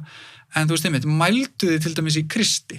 Það er ógeðslega gaman að lesa Guðspjöllin og vera bara, ok, Kristur gerði hérna þetta í þessum aðstæðum. Ég hefði aldrei getað gert þetta. Þess að ég setti mér mjög snemma það markmið að það sem ég finnst vera besta ræða allra tíma og ég held að sé áhrifaríkasta ræða mannkynssögunnar að fjallræða Krists í 5. kafla Mattheusar. Þess að Kristur setur svona línurinn bara hvernig þetta hegða þær og þetta er svo ógeðislega hart ábyrgðarlögmál. Það er bara þú veist, lögmáli segir, þú skalt ekki girnast konu náungaðins. Ég segi, þú veist, ef þú girnist hann í huganum eða hjartaninu, þá hefur þið þegar syndgað með henni. Það sem er bara, þú veist, ekki bara áttu, þú veist, ekki að fara að reyna með einhverja gifta konu, heldur bara mátt ekki einu svona horfa á hann í girndarhug, þá er bara þegar syndgað. Og þetta er miklu hærra lögmál. Alveg eins og lögmáli segir, þú veist, þú skalt ekki mann drepa, ég segi leið þú reiðist bróðinum, þá hefur syndgað gegn honum. Og bara þannig að hann er að segja bara leið þú reiðist einhverjum, þá ertu þú í rauninni búin að láta egoið labba með í gönnur og þú þarft bara að fara að vinna í þér. Og þetta er svo geðveikt háar kröfur á bara að það getur þetta enginn, það getur enginn lifa svona. En ég held samt að ef þú æfir því gegnum þessi 81 ára meðaltali sem við fáum í Íslandi, þá kemstu hann sem nálægt þessu ef þú ert alltaf að vinna í áttina þessu, þú veist, að reyna að fylgja til dæmis lögmálin í fjallræðinu. Og þess vegna er svo gaman mitt að læra að þekkja sjálflega með að lesa Biblíuna, mátað inn í þessar aðstæður, bara hvað er í langt frá þessu markmiði og þú munt finna breytingar, þú veist, þegar þú fer að vinna eftir því, það er að klikka, sko. Við heldum áfram. Hvað er á náttborinn hér? Náttborinn hefur fullt af bókum, það er svona 18 bækur.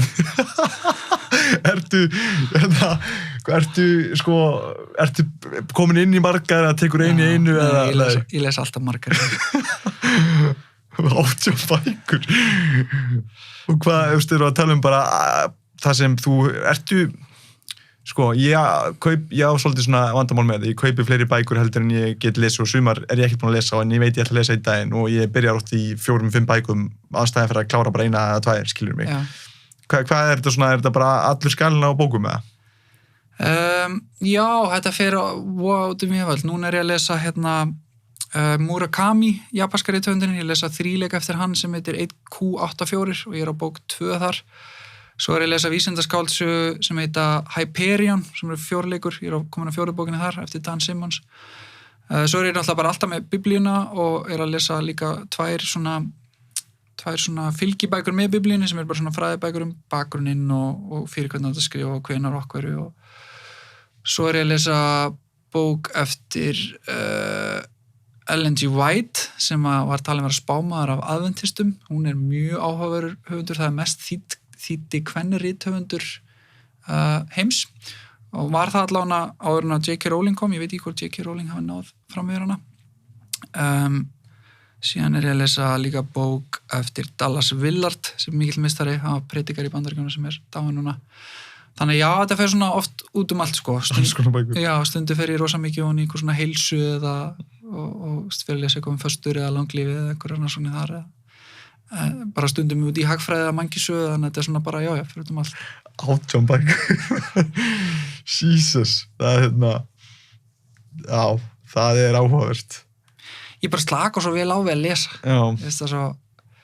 Þetta er líka skilvirkasta leiðin til þess að tilengja sér þekkingu.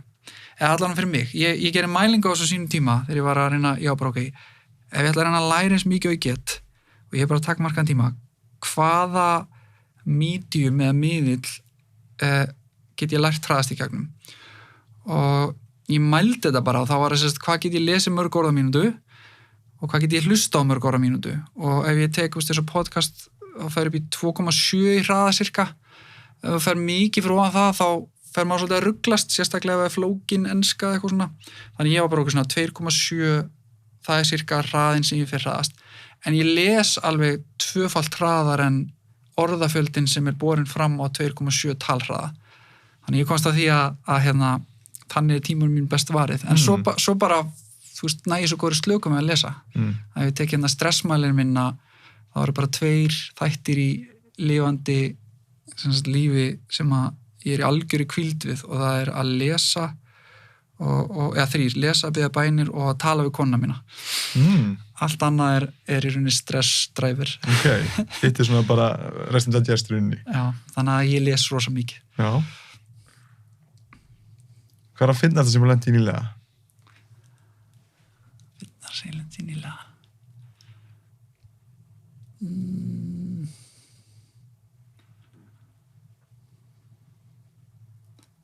Ég veit það ekki. Það er ekkert verið að finna lífið mitt undanfarið.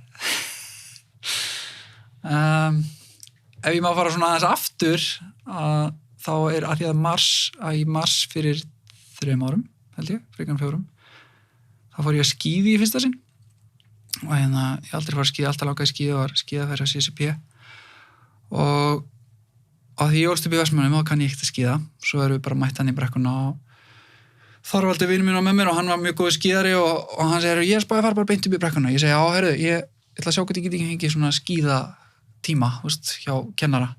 Ég fer að panta það og þeir segja, heyrðu, þú getur fengið hérna klukkan 11 og það var eftir klukkutíma.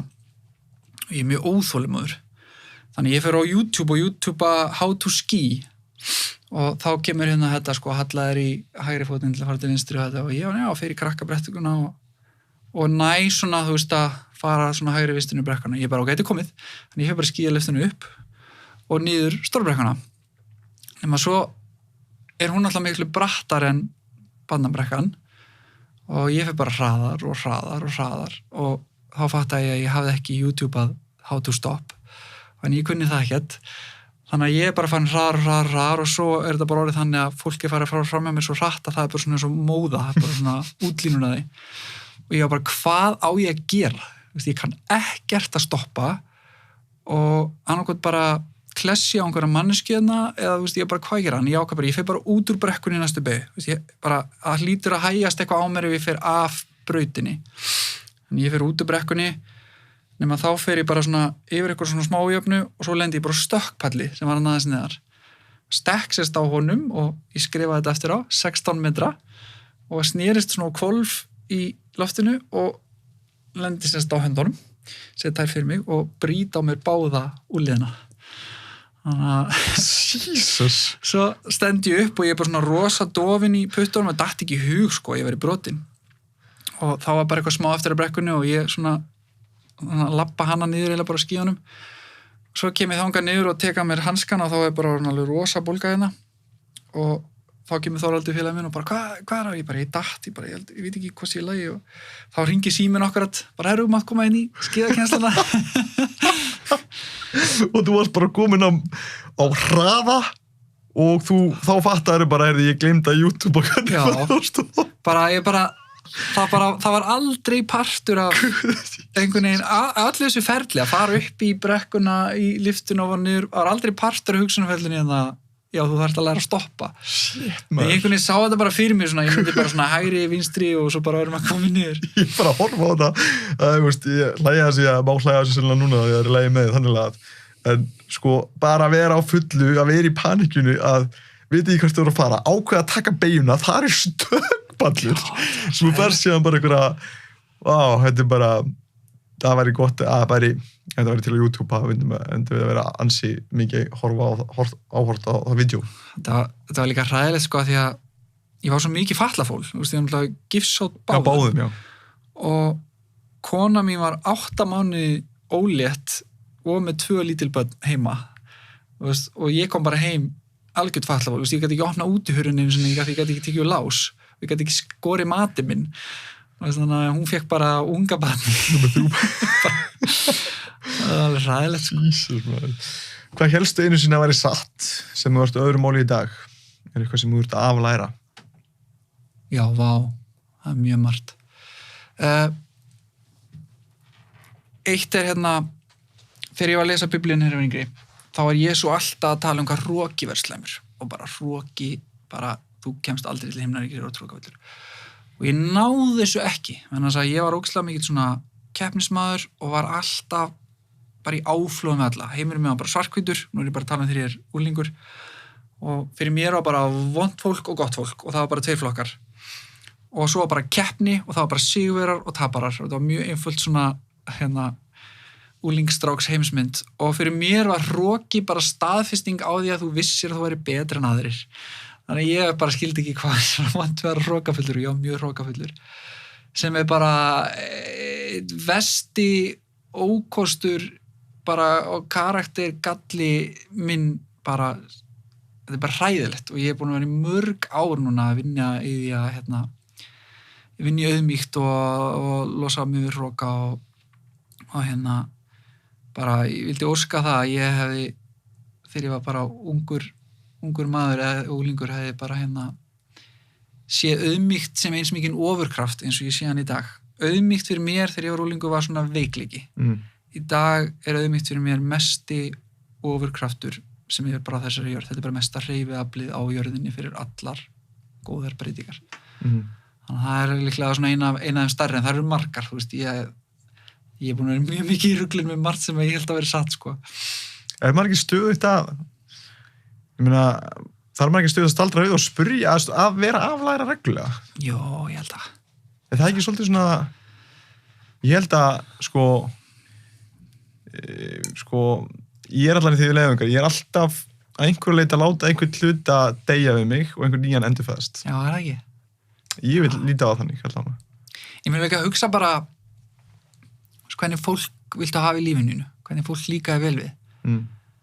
Það er væntanlega frekar fólk sem er tilbúið að læra og viðurkenna mistök og þú veist, reyna að bæta sig frekar en einhvern sem er bara ég er 100% fullkomin og það er ekkert að breyta neinu mig, sko. Þannig að já, ég held að. Enda ég held nú að flestir svona með aldrinum verði auðmjúkari, sko, og svona, ég sé ekki margir sem eru kannski 40-50 sem myndi segja ef ég hitti með 18 ára ég væri bara alveg sammála öllu sem ég segi, sko. Þannig að ég vona það allan að þessi partur hjá okkur öllum að þroskast og dafna í þessu, sko. Algjörlega. Hver er helsti vendipunktur sem eru upplegað lífinu til þessa? Þeir eru nokkri mjög stórir. Það er erfiða spurninga þegar maður fær bara einn. Það er sem í bækunar, ég lesa einu átjón. Já, ef þú myndir spyrja mig hverju upp á spóki mér, ég myndi bara fara að gráta.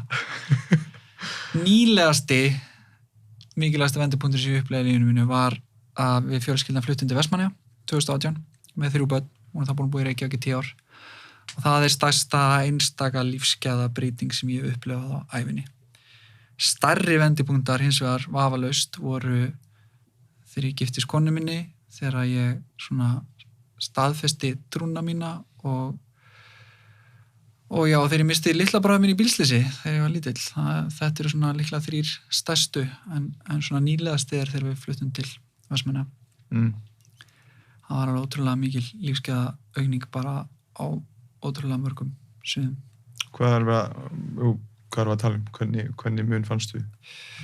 Sko, við erum svona með 3 börn, ung. Engin biðlisti eftir leikskólum í Vestmannaeyjum. Öll börn komast inn bara frá 11 eða 10 mánaða aldri. Gríðarlega hátt þjónustustig, ódýrar fasteignir, náttúrulega með höfuðborgarsvæðið, það var 2,7 markvaldar en þegar ég flutti, sem þýddi það að ég gat fengið 250 fermetra einbýlishús á verði 80 fermetra íbúðar cirka í Reykjavík. Samfélag sem verður partur af, sem að mér finnst ótrúlega verðmætt að svona vera partur af samfélagi og svona fólk hefur áhuga á því sem þú ert að gera að því að þú ert í Eyjum. Nálað við náttúru, ótrúlega mikill auka frítími. Ég fekk 90 mínútur af frítíma aukalega á virkandag sem 11% af aukatímanum mínum, bara í því að vera ekki í umferð og vera alltaf að þeytast á milli og svoleiðis. Miklu minna stress og svona alltaf í mínu tilfelli aukalega bættist við nálað við fjölskyldu, foreldra mínir og konuna minnar. Ég bý núna 200 metrar frá mömmu og pappa, 20 metrar frá systur mín, hún býr í næsta húsi, 200 metrar frá bróður mínum, 100 metrar frá tengdabróður mínum. Það var bara alveg yfirburða lífsgæðabreyting sko. Og ég var ótrúlega hissa ef að fleiri fara ekki að fatta þetta á næstu árum sko. Að því sko, og þá meina ég að því í vaxandi mæli getur fólk tekið störfum sín með sér hvert sem sko. Ég tók bara starfum mitt í CCP með mér til Eyja og það er náttúrulega þeim fjölgar mér hratt sem að geta það sko. Hljómar allavega mjög vel. Það er svolítið spennandi að spyrja þessu. Hver er uppáhalds tilvinnun þín? Af hverju? Tilvinnunin, já. Það eru nokkrar. Svo fyrsta sem kemur í hug er Winston Churchill sagði, ég man ekki nákvæmlega hvernig orða, en efnislega var það semst, ef það er ekki fólk sem er illa við þig, þá ertu ekki að gera neitt sem skiptir máli. Og ég er alltaf finnst þetta mjög skemmtilegt, sem er ef þú ætlar að eitthvað að reyfa við einhver sem skiptir máli, þá mun fólk alltaf verða illa við einhverjir. Af því að þú væntanlega eftir að reyfa hlutina í áttina frá einhverjum alveg svo að reyfa hlutina í áttina til einhvers. Og ég hef alltaf haft þetta í huga þegar maður mæti mótlæti, ef ég er að standa fyrir eitthvað sem ég trúi að sé rétt, að bara minna mann á þetta. Að hvort sem maður er að tala fyrir drengi í skóla eða trúna eða standa upp fyrir vini sína eða einhver stjórnmálaskoðun eða bara eitthvað sem maður trúir á og það kemur einhverjar brjálar reyður okkur svona. Það er alltilega bara partur af ferlinu og eiginlega getur verið ákveðin staðfesting á að þú ert á farin að hreyfa eitthvað sko. Þannig að það er svona tilvitnun sem kemur strax í það. Það fylgir henni að ef þú hefur það hugur ekki að fylgja þínum sannleika og standa fyrir hann, að þá mun alltaf einhver sem í rauninni ekki tengja við þann sannleika að fara á móti þeim sannleika basically, og ef þú ert ekki ef það er ekki einhver sem líkar illa við það sem þú ert að gera, það sem þú segir frá, að þá ertu kannski ekki að fylgja þínu sannleika, kannski bara meira að fylgja sannleikunum sem allir aðeins vilja heyra. Fattar hvert þér að fara? Já, ég tek undir það. Já, mjög góð. Þessi finnst mér alltaf mjög skemmtileg sko. Ímyndaðu þér, það er ekki hægt að dæma þig, hún getur sagt frá einni skoðun sem getur verið túlkuð óvinsæl af öðrum. Hver væri sú óvinsæl skoðun? Já, ég er búin að komast að því að það er mjög óvinsæl skoðun þetta sem ég sagði hann með að ég trúi að fólk sé ekki gott. Það er bara mjög margir sem að hafa raunað yfir mig fyrir þessa skoðun. Ef við tökum bara meðalmanneskjuna og svona eins og ég hef skilið heilan og allt sem við erum að læra bara þessa hugsana hneigðir og allt sem við höfum, þá virðist vera smíðuð þannig að við þjónum okkar sjálfum fyrst umfram annað og við erum ekki tilbúin að fórna okkur sjálfum fyrir aðra nema það fyrst kom inn einhvers konar hugmyndafræði eða réttlæting eða þú þarft einhvers konar þjálfun til að komast á þann stað og náttúrulega bara þú fylgist með börnum sem alast upp og svona áður en þau fá einhverja félagsmótun að þau eru bara að pæla í sjálfum sér og við erum þannig trúi ég í grunninn og í rauninni þegar ég kynnist nýju fólki þá hef ég engar væntingar á að það sé að fara að vera einhverja góða manneskjur eða fórna sér eitthvað sérstaklega fyrir mig að ég reikna bara með að það sé eins og meðalmanneskjur að það muni fyrst hugsun sjálft sig og þá náttúrulega alltaf sérstaklega gaman þegar það kemur síðan ljósa að fólk fer og fórna sig fyrir aðra og fer og gerir eitthvað fyrir aðra og þá svona kemur það skemmtilega óvart í staðan fyrir sem ég held að hin áttin sem er miklu algengar að fólk hittir fólk og reikna með þessi yndislegt og frábært og verður síðan fyrir miklu vonbrigðum þegar það fer síðan bara og gerir það sem er í mannlega eðlinu og hugsa bara sjálft sig. Mér finnst líka bara mannkins að sýna þetta rosalega afgerandi. Við erum alltaf ótrúlega heppin að við búum á Íslandi á þessum tíma að svona ákveðin grundvallar þætti sem flestir í mannkynssöguna bara þurft að lifa við eins og bara matvælaskortur. Við erum ekki vissum að þú getur fætt börnin þín og sjálfa þig og öryggi og með að segja það sem þú vilt á þess að vera óttast hefnd ríkisstjórnarinnar eða stríð eða hernast við búum ekki að nýtta þessu. Ég held að sé auðvelt á svona tímum að í rauninni fara ekki illa með aðra en ef það er eitthvað sem mannkynsa sýnir okkur það er að þú tekur eitthvað af ef það ekki þarf að píramíta Maslow þú tekur eitthvað af hæðunum úr honum, þú veist bara Beggi, það er ekki víst að þú getur fengið að borða á morgun, þú veist, COVID, það kom engin matur til Íslands. Hvað ert þú tilbúin að gera við aðra til þess að tryggja að þú fái mat? Mannkynsagan segir að meirihluti okkar er tilbúin að fara illa með aðra til þess að tryggja okkar eigið öryggi. Og svona, ég held að ég trúi því ástæðan fyrir að ég held að sé holdt bara að hafa þetta bak við eyrun en þetta þýðir ekki maður þarf að hafa eitthvað kaldlyndi eða ég nálgast ekkit fólk með einhverju fyrirlitningu eitthvað, ég held bara að svona erum við í grunninn harðvíruð. Þess vegna finnst mér líka alltaf svo frábært og yndislegt og ég er alltaf svo glaður þegar ég hitti fólk sem er ekki svona og hefur bara lagt mikla vinnu í því að hjálpa öðrum og veri ekki að setja sjálft sig alltaf í fyrsta sæti og það eru náttúrulega bara yndislegar undantekningar og sem maður er svo þakkláttur fyrir. En þetta er í dag alveg klárlega óvinsæl skoðun en þetta er hins vegar tiltölulega nýtt fyrirbæri í mannkynssögunni að meirihluti samfélags trúir því að allir séu góðir. Það er ekki ríkjandi skoðun í gegnum söguna þannig að mér finnst ótrúlega áhugavert að við höfum það í dag og þetta er svona ákveðin utópísk falli hugsun og kannski gott að við búum í þannig samfélag þar sem fólk getur trúa þessu. Það er kannski ákveðin merki líka bara velmegun. En allan að mín niðurstaða, ég hef nú ekkert sendt út neina formulega skoðanakönnun en bara yfirgnæfandi meirihluti Íslendinga sem ég hef spurt að þessu á mörgum fyrirlesturum telur að manneskja sem góð og telur að þau sjálf séu góð. En þú skilgreinir manneskjuna að hún er ekki tilbúin til að fórna sem slæmmanneskjuna sem er ekki tilbúin að í endur degi þá er hún ekki tilbúin til að fórna sínum eigin hagsmunum fyrir aðra ekki í rauninni með þann pól að gera eitthvað án þess að búast við einu móti eða ef maður kannski pólinn að hafa góð áhrif að fyrst að bara að hugsa sjálfa sig. Já, þetta er rauninni ef ég spyrir þig þú veist bara Beggi, ertu góð manneskja? Og þú segir já, eins og svona flestir sem ég spyrt, þá spyr ég þig af hverju ertu góð manneskja?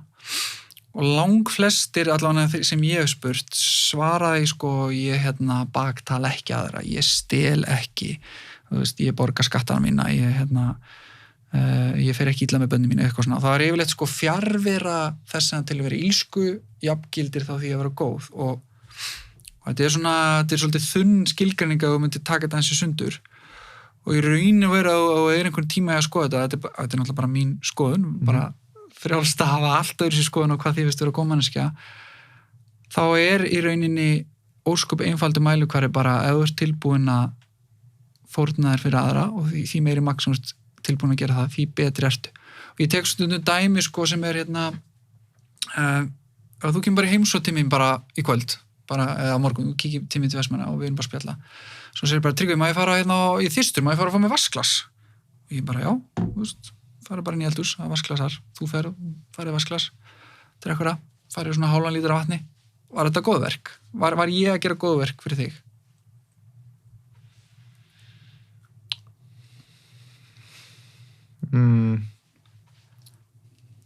Ok, þú ert allan ekki viss. Það er ákveð svarfólki í því. Ok. Ég og þú erum núna týndir í eyðimörkinni. Við erum í flugvél, hún brotlendir í Sahara, við erum búin að labba í 2 daga og við bara vitum ekkert hvort að við munum nokkuð tímann ná bara til borgar. Og við erum að skraufa þurrir og þú ert bara að byrja að fá ofsjónir og komið sprungna varir og algjörna þurrk og ég á hálfan lítra vatnsflösku eftir. Og þú segir eitthvað, ég er alveg skralna. Það er bara, ég byrja að svima, má ég fá vatnsflöskuna? Ég gef þér vatnsflöskuna. Er þetta góðverk? Klart góðverk, já. Þetta er klart góðverk. Þannig ertu ekki nokkur vafa. Já. Hagfræðilega er þetta alveg að sama. Þú fyrst hálfan lítra af vatni. Já. Munurinn er svo skýr út af því í seinna dæminu er þú að fórna þér. Það er engin fórn fyrir því í fyrra dæminu. Og fyrir mér er, þú veist, þetta er náttúrulega mikil einföldun, en fyrir mér er þetta svona, þarna liggur svolítið línan. Og við flest, ef þú skoða bara, og ég held að það séu bara mjög fá undantekningar á þessu, hvernig við eyðum lífin okkar, hvernig við nota bara meðal klukkustund á dag, það fer yfirgnandi meirhlutina því að þjónusta bara okkur sjálf. Mér finnst áhrapunkt líka sem kemur inn í eyðimörkusöguna, þetta er líka kannski aðstæður kalla fram hvort sér góð manneskja eða ekki, út af því að sko, ef við tekum bara dæmi, af hverju manneskjan er líka slæm, við getum bara nefnt alla milljónina sem dóu út af mannsvöldum í rauninni og við hugsum bara Auschwitz. Þá er alltaf, látum okkur í spor fangana. Við erum fanganir sko, en hvað lætur þið halda að þú eru ekki einn af fangaðurum sem varst að skjóta hana fólk, því að þetta voru venjulega einsleikari eins og ég og þú. Þannig að, sko, ég líti á það þannig. Ég líti á bjartaði fólki og ég trúi innilega að við séum góð. Ekki það ég sé ekki meðvitaður að við séum einhverju séu slæmir og einhverju séu vondar manneskjur. Það gerir lífið bara auðveldara. Gerir mér auðveldara að búast við að sé besta bakvið áætlun allra og að sé ekki sjálfsagt þar bakvið. En þess að móti veit ég að ég mun brenna mig á því einn daginn, skilur mig. En ég samt, þó ég trúi því, þá veit ég samt að það er stæmt til, fattar mig, hvert er að fara. Já, og sko svo sjálfur hinnu, þetta er ástæðan fyrir tiltekið enda sem óvinsala skoðun, allan flestir á Íslandi sem ég tala eru ósammála mér og þeim finnst óþægilegt til að segja þetta. Og mér finnst þín skoðun ekkert eitthvað verri og ég held bara, og ég get alveg skilið okkur þú hefur þá skoðun og hvernig í rauninni bara hún kann að vera henda þér betur þar sem þú ert og í þeim verkefnum svo ert. En bara svona, eftir að ég pældi í þessu skoða þetta, þá er ég ótrúlega erfitt að komast að þeirri niðurstöðu að við séum, góð í grunnum. En ég held að hins vegar að setja fullt af góðu fólki og fullt af fólki og ég held að okkur flestum gangi gott til. Og það er kannski, þar eru alveg örugglega sammála. Að ég held að flestir sem við hittir er ekkert eitthvað bara, nú ætla ég að fara út að vera vondur. Þú veist, flestir, eins og hérna, fræg lína frá hérna hátsettum yfirmann í CIA sem sagði hérna það er engin vondi kallinn í sin eigin sögu og hún er búin að yfirheyra mikið af bara versta fólki í heimi sko að hérna alveg sama hvað þú ert að gera, þú finnur einhver réttlætinga á þessu þú ert að gera og ég held að okkur flestum gangi gott til að við ætlum og við viljum að það komi eitthvað gott að því sem við gerum en þegar þú skoða síðan hvað við raunverulegum tímanum okkar í þá er það mest bara þjóna í ego eða þú veist, það held ég sko ég er alltaf þannig. Já, ég held þú séum sammála en ég held ég tólki þetta bara öðru sér til að auðvelda með lífið. Í rauninni, ég held að sé góð geta til góðs og íls. Ef þú getur veifað törfrota og leyst eitt vandamál í heiminum í dag, hvað væri það? Ég sem myndi útrýma roka. Annarkot útrýma roka eða fylla allavega auðmýkt. Já, ég myndi fylla allavega auðmýkt, ég myndi gera það. Hvernig myndi fólk hafa sér? Hvað myndi það segja? Hvað myndi það gera? Ég held að það er algjör fundamental breyting bara á veröldinni. Ég held að það er bara 90% af vandamálum okkar myndi leysast. Bara þegar fólk skilur að, þú veist, við erum ekki miðpunktur alheimsins, það snýst ekki allt að við fáum okkar fram og vinna á strax því sem við viljum og að við að hugsa aðra og stóru myndina fyrst og og að við erum ennþá eftir að læra fullt og við erum ekki alltaf bestu og mestu snillingarnar og ég held bara að leiða, þú veist, auðmýkt út í með þessu öllum, leiða þetta allt farið, þá bara ímyndaði gæðin á öllum samtölum, ímyndaði breytingun á, þú veist, hópavinnu, ímyndaði munin á hvernig fjármunum ríkissjóðs er eitt, ímyndaði munin á bara hvernig vináttur myndast og hvernig gæði hjónabanda og gæði uppeldis og virðing barna gagnvart foreldrum og veist, þetta væri bara mikið var illa ekkert auðmýkt að heiminn. Það er svo gott að vita eins og við talaðum að við rættum í byrjun að þú veist sjálfsæði væri að vera samræmi við sjálfa þig og kannski álit annara sem tengist því rosalega mikið ótti við álit annara en í rauninni átta sig á það að þú veist að þú ert ekki miðpunktur alheimsins, skilur mig að þú veist, það eru bara allar að hugsa að þeir líta bara lífi út frá sjálfur sér og halda að maður sé sjálfur miðpunktur alheimsins, en allir eru þannig, af hverju á það álita að bara skipta máli, að fattar mig, af hverju á það skipta svona miklu máli, það eru allir svona og að minna sig á það getur bara verið holdt sko, það snýst ekki mig sko. Já, heldur betur og ég búin að fara núna í svo mikla rússíbanareið á ekki mjög mörgum árum frá ég svona 18 ára upp í svona kannski 30 frá því að telja bara ég veit allt allt yfir ég að telja ég veit ekki neitt neitt sko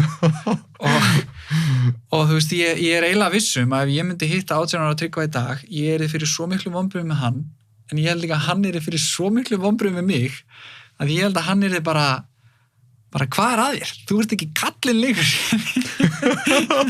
ég held að hann er þar sko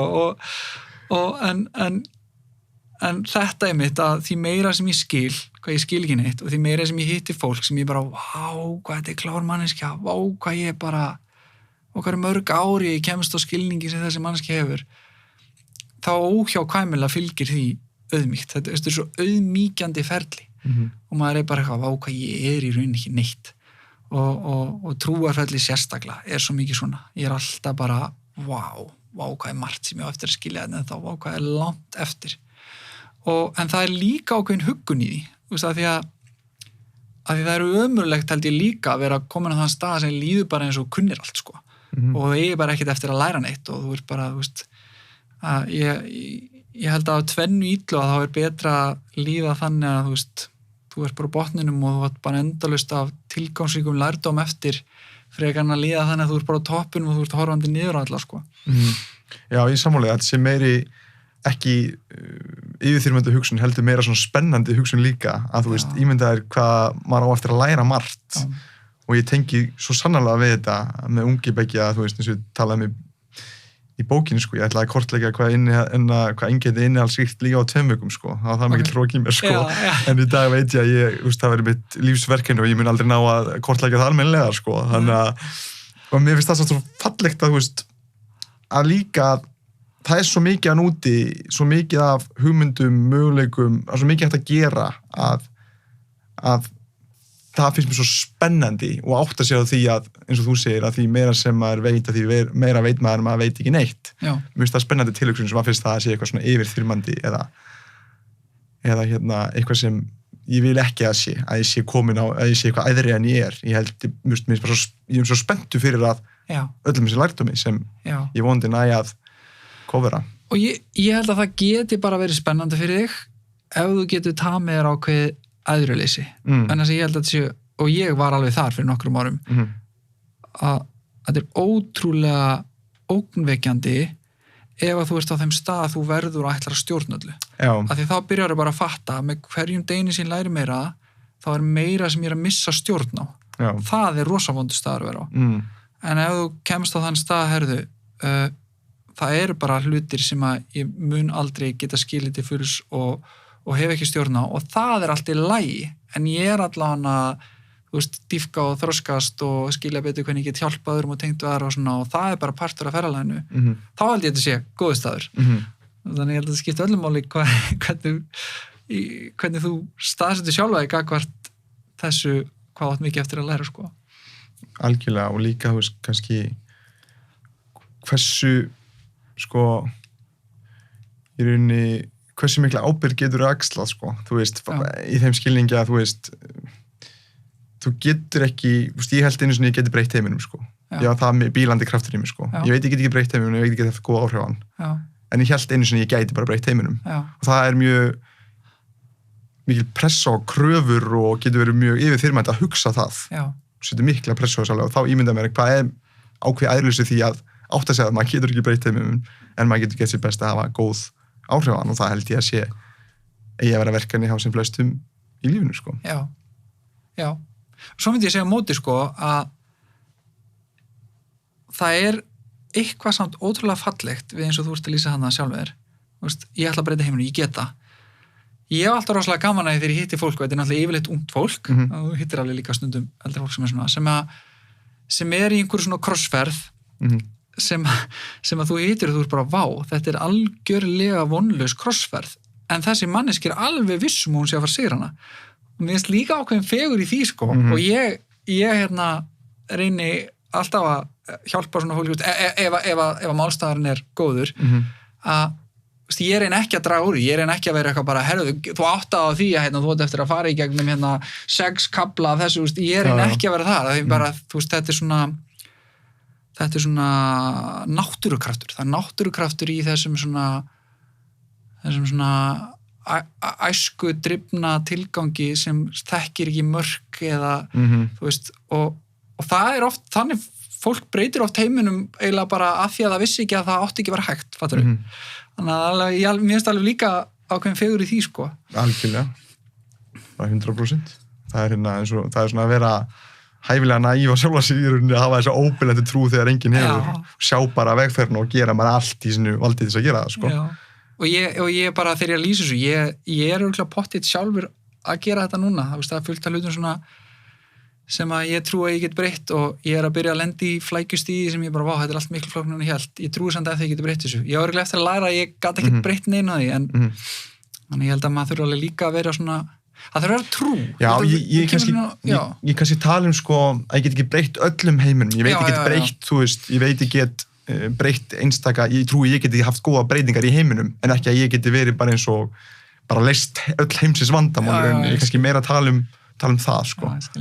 En ég held að það sé klárlega, það sé mikill kraftur í því að vera svona hæfilega blindur á allar hættunar og á allar hindranir sem vera á veginum og vera bara með hann gífurlega drifkraft og keyra á það. Ég tengi bara mjög mikið við það og ég, eins og ég segi, þá trúi ég að ég geti breytt heiminum, kannski breytt öllum heiminum, haft áhrif á hann.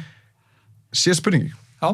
Þú komst inn á þetta áðan, en ef þú mætti koma einu skilaboð að framfara út lífið til annar einstaklinga, hver var svo skilaboð? Ég myndi segja, leitaðu Guðs af fullkomri einlægni út frá hver þú ert núna.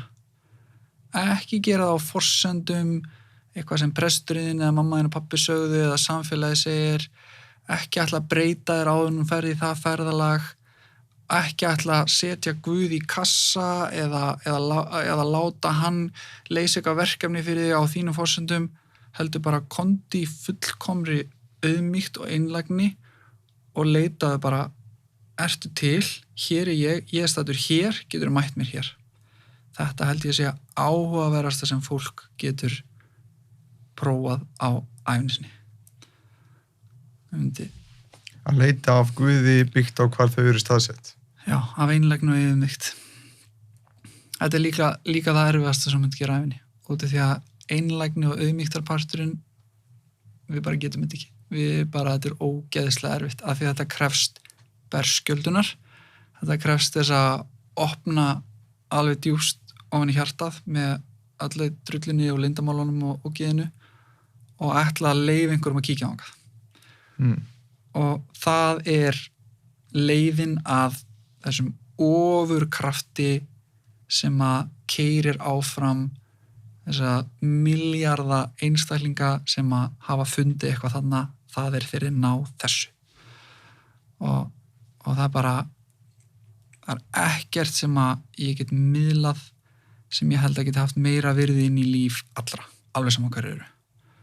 Og þetta er bara ferðalagi þitt verður allt öðru sem mitt og jafnvel þú myndir lesa sömu parta í biblíunni þá myndu upplifa það og túlka það og skilja á allt öðru sig og það er bara allt í lagi því það er þitt ferðalag, þetta er persónulegt ferðalag, skiptir einhver máli hvað öðrum finnst þetta ferðalag hér. Tryggvi, takk hérlega fyrir komuna. Takk sem leys. Gaman að spjalla við þig, gaman að fá þína sýn á heiminn, gaman að tengja við þína pælingar, mattsaði af einhverjum, eða koma öðru sér vinkla á einhverjum stöðum og bara takk fyrir það mann sem hefur verið að geyma og ég bara gangi þér sem bara allra best. Takk sem leys, Bíl.